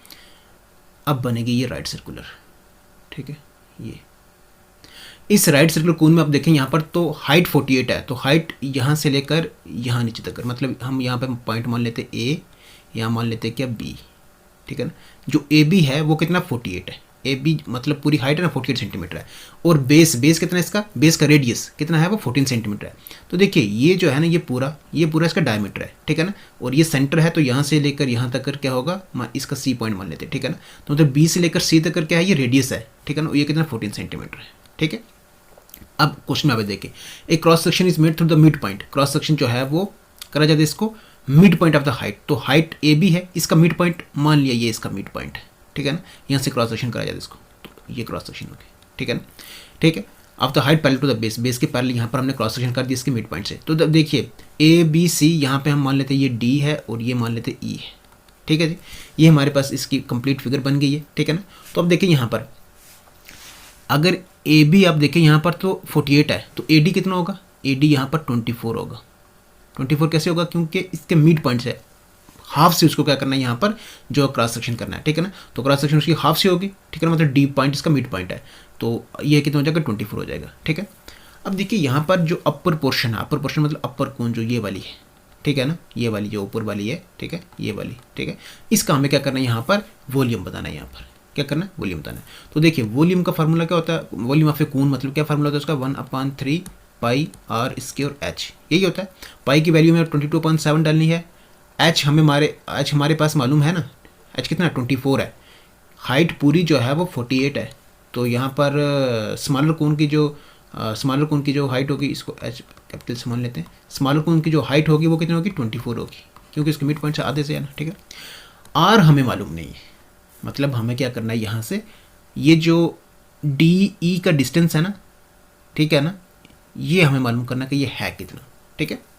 अब इस फिगर को अगर आप देखेंगे ना तो इस फिगर में आपको जो है दो ट्राइंगल आपस में सिमिलर दिखेंगी। कौन सी, एक है ट्राइंगल, आप देखेंगे यहाँ पर एक ट्राइंगल है ए डी ई और दूसरी है ट्राइंगल ए बी सी, ये दो सिमिलर दिखेंगी, किससे, एंगल क्राइटेरिया से, एंगल क्राइटेरिया से। देखिए ये क्राइटेरिया होता है, जैसे एंगल साइड एंगल होता है, एंगल होता है, एंगल से होता है, ठीक है ना। तो अलग अलग क्राइटेरिया दो ट्राइंगल के सिमिलरिटी दिखाने के लिए, बताने के लिए कुछ क्राइटेरियाज है उसके, ठीक है, प्रॉपर्टीज है, मतलब उस तरह से आप अगर ऐसी चीज़ें दिख रही हैं तो उस हिसाब से वो दो ट्राइंगल आपस में होती है जो है वो सेम होती है, ठीक है ना, ठीक है। तो अगर दो ट्राइंगल सेम होती हैं तो उस केस में क्या होता है, उस केस में ये होता है कि जो उनकी कॉरस्पॉन्डिंग साइड्स का जो रेशियो होता है ना, जो साइड्स का रेशियो होता है वो आपस में इक्वल होता है, क्या होता है वो इक्वल होता है, ठीक है ना। तो आप देख लें यहाँ पर ट्राइंगल ए डी ई, तो ट्राइंगल ए डी में ई में आप देखें यहाँ पर एक में ए डी ई का लिखूंगा, एक यहाँ पर दूसरा यहाँ पे लिखूंगा, ठीक है ना। तो ए डी ई ट्राइंगल में आप देखें यहाँ पर ए डी अपान क्या होगा, ए बी होगा, ठीक है, A D upon A B होगा, ये किसके बराबर होगा, डी ई अपान बी सी के बराबर होगा, ठीक है ना। तो A D upon A B जो है बराबर है किसके, डी ई अपान बी सी, डी ई अपान बी सी के, क्योंकि ये जो सिमिलर एंगल्स, सिमिलर जो ट्राइंगल्स होती हैं ना, उनके कॉरस्पेंडिंग साइड्स का जो रेशियो होता है आपस में इक्वल होता है, ठीक है ना। ये साइड का रेशियो है, ये दूसरा है रेशियो है, ठीक है ना। तो देखें आप में इक्वल टू डला हुआ है ना, ठीक है ना, तो आपस में इक्वल है एन आ रहा है ना ये, ठीक है ना, ठीक है। अब आपने सिर्फ क्या करना है कि बीच में आप वैल्यू डाल दें। AD कितना है, हाँ AD कितना है यहाँ पर, AD है यहाँ पर 24 और AB कितना है यहाँ पर, AB देखें 48 है, इज इक्वल टू DE। आप देखें यहाँ पर D कौन सा था हमारा, ऊपर है ना, हाँ DE हमें तो मालूम नहीं, उसको वैसे रखते हैं, और अपन BC देखें कितना है यहाँ पर, BC जो है ना वो कितना 14 है, ठीक है ना। तो आप देखें यहाँ से सिंप्लीफाई कर दें, DE is equal to 14 into 24, ठीक है, अपान कितना हो जाएगा 48 हो जाएगा, ठीक है। तो 24 एकम 24, 24 जरबे 2 करे 48 होता है, 2 एकम 2, 2 मल्टीप्लाई 7 करे 14 होता है, ठीक है। तो DE हमारे पास कितना हो गया 7 हो गया। तो DE 7 होने का मतलब ये हो गया कि हमारे पास ये R कितना है 7 है, ठीक है ना। R कितना है हमारे पास 7 है, R हमारे पास निकल गया कितना 7। तो वॉल्यूम ऑफ क्यू का वॉल्यूम ऑफ इसमें जो कौन है इसका फार्मूला लगाएंगे, क्या होता है 1/3 पाई R स्क्योर H। तो 1/3 इंटू पाई 22/7 उसने कहा होगा ये डालना, R स्क्योर मतलब 7 का स्क्योर है ना, R square into H। Height कितनी है स्मॉलर कौन का ना, तो स्मॉलर कौन की आप देखें हाइट कितनी है 24 है, ठीक है ना। तो 3 एकम 3, 3 से 8 करे कितना होता है 24 होता है। उसी तरह से आप देखें यहाँ पर 22/7 मल्टीप्लाई 7 फिर मल्टीप्लाई 7 मल्टीप्लाई 8, ये 7 क्या हो जाएगा कैंसिल हो जाएगा, तो 88 से 56, तो 22 मल्टीप्लाई कर दे 56, 22 मल्टीप्लाई 56 कर दे कितना होता है, तो 56 इंटू 22, 56 मल्टीप्लाई 22 कर दे, 6 दूने 12, 2 1 बच गया, प्लस 5 दूने 10 प्लस 6 दूने 12, 12 10 22 और 1 23 है ना, 3 5 दूने 10, 10 और 2 कितने हो गए 12, ठीक है ना, 1232 जो कि हमारे पास है इसमें बी ऑप्शन, ठीक है ना। तो बी ऑप्शन हमारे पास क्या इसका आंसर रहेगा, ठीक है ना, 1232 सेंटीमीटर क्यूब, ठीक है ना। आई होप आपको अच्छे से समझ आया होगा। चलिए अब हम चलते हैं आज के इस पेपर के और इस वीडियो के भी लास्ट क्वेश्चन को देखने के लिए। देखिए इसको पहले साफ कर देते हैं। देखिए क्वेश्चन है the pie chart shows how the school fund is spend under different heads in certain school using pie chart answer the following question. देखिए पाई चार्ट इस तरह ऐसा करके क्वेश्चन है ये, ठीक है। हमें यहाँ पर क्या है, if the total expenditure of the school was 90 lakh, ठीक है ना, then what percent of the money is spent on arts and craft to that of money spent on sports. तो हमारे यहाँ पर देखिए सर्कल है, तो डिग्री है, तो इसमें डिग्री आप देखेंगे तो पूरी सर्कल में आप देखेंगे कितनी डिग्री 360 डिग्री होगा वो, ठीक है ना। अब इसमें आप देखिए यहाँ पर 90 लाख है ये वाला, ठीक है ना। तो हमें यहाँ पर बताना है कि what percent of the money spent on art and craft to that of money spent on sports, मतलब जो मनी स्पेंट हुई है ना किसके ऊपर आर्ट एंड क्राफ्ट में, वो क्या परसेंट रहेगी मनी स्पेंट ऑन स्पोर्ट्स के कंपैरिजन में, ठीक है ना। तो देखिए यहाँ पर होगा हमारे पास art and craft upon sports multiply 100, ठीक है ना। तो देखिए ये जो 360 डिग्री है ना ये 90 लाख के बराबर है, ठीक है ना। तो 1 डिग्री कितने का हो जाएगा 90/360 लाख, ठीक है ना। तो अब देखिए यहाँ पर आर्ट एंड क्राफ्ट में कितना 90 डिग्री है, ठीक है ना। तो हमें 1 डिग्री का नहीं, हमें 90 डिग्री का करना है, तो मल्टीप्लाई 90 इधर भी कर देंगे और 90 इधर भी कर देंगे, ठीक है ना। तो 90/360 इंटू 90, ये जीरो क्या गया कैंसिल हो गया, 9 1 9 चुका 36 है ना। तो 90 अपान आप 4 ही रहने दे इसको, ठीक है, 90/4 लाख, ठीक है, इस पे इतना हो रहा है, ठीक है जी। देखिए इसको भी सिमिलर जैसे ये करा इसको भी वैसे करेंगे, जैसे 360 डिग्री 90 लाख के बराबर है, तो 1 डिग्री कितने के बराबर हो जाएगा 1 डिग्री 90/360 सेम ही है ना, ठीक है ना, लाख के बराबर, ठीक है। अब हमें यहाँ पर स्पोर्ट्स का 120 डिग्री है ना, तो इसका 120 निकालेंगे, तो मतलब मल्टीप्लाई 120 इधर भी कर देंगे 120 इधर भी कर देंगे, ठीक है ना। तो कितना हो जाएगा 90/360 इंटू 120, ये जीरो कैंसिल हो गया, 12 कम 12 12 3 36, 3 एकम 3 3 3 9 30 लाख, ठीक है ना। ये कितना हो जाएगा 30। स्पोर्ट्स का कितना है 30 लाख है, एक्सपेंडिचर स्पोर्ट्स का कितना 30 लाख है, और आर्ट एंड क्राफ्ट का कितना है 90/4 है। देखिए अब आप आ जाए यहाँ पर art and craft upon sports, art and craft कितना 90/4, 90/4, स्पोर्ट्स कितना है 30 इंटू 100 ऐसे होता है ना। तो आप इसको लिखोगे 90/4, ठीक है ना, इंटू मतलब जिसके नीचे कुछ नहीं उसके नीचे 1 आप मानोगे तो 1 कितना हो जाएगा, ये 30 इंटू क्या हो जाएगा 100, ठीक है ना। तो अब देखिए यहाँ से ये ज़ीरो क्या हो जाएगा, कैंसिल हो गए। उसी तरह से आप देखें यहाँ पर 3 एकम 3, 3 ज़र पे 3 करें तो 90 होता है, ठीक है ना, और ये 0। फिर उसके बाद 4 2 ज़र पे 2 करें तो 4 2 ज़र 5 करें तो 10 होता है। 2 एकम 2 2 ज़र 15 करें तो 30 होता है। 15 5 कितना होता है, 15 चौके 60, 15 5 75, 75। तो 75% जो हमारे पास क्या रहेगा इसमें आंसर रहेगा, ठीक है ना। मतलब 75% जो है इसमें कहाँ पर आइए, ए ऑप्शन, ठीक है ना। ठीक है, चलिए इस क्वेश्चन के साथ अपनी वीडियो भी होती है कंप्लीट। आई होप जितने भी क्वेश्चन यहाँ पर हम डिस्कस करें आपको अच्छे से बेहतर से समझ आए होंगे, ठीक है। अगर आपने वीडियो को यहाँ तक देख लिया तो उम्मीद करता है आपको ये वीडियो ज़रूर पसंद आई होगी। सच में पसंद आई है तो वीडियो को कर दे लाइक, चैनल पर नहीं है तो कर दे सब्सक्राइब, बेल आइकन को प्रेस करना बिल्कुल भी न भूलें क्योंकि उससे आने वाली वीडियो की नोटिफिकेशन आप तक सबसे पहले पहुँचती है, ठीक है जी। बाकी चलिए आप मिलते हैं आपसे नेक्स्ट वीडियो में नेक्स्ट टॉपिक के साथ, मतलब नेक्स्ट एक नए क्वेश्चन पेपर के साथ। तब तक के लिए रखिएगा अपना ख्याल, टेक केयर, गुड बाय।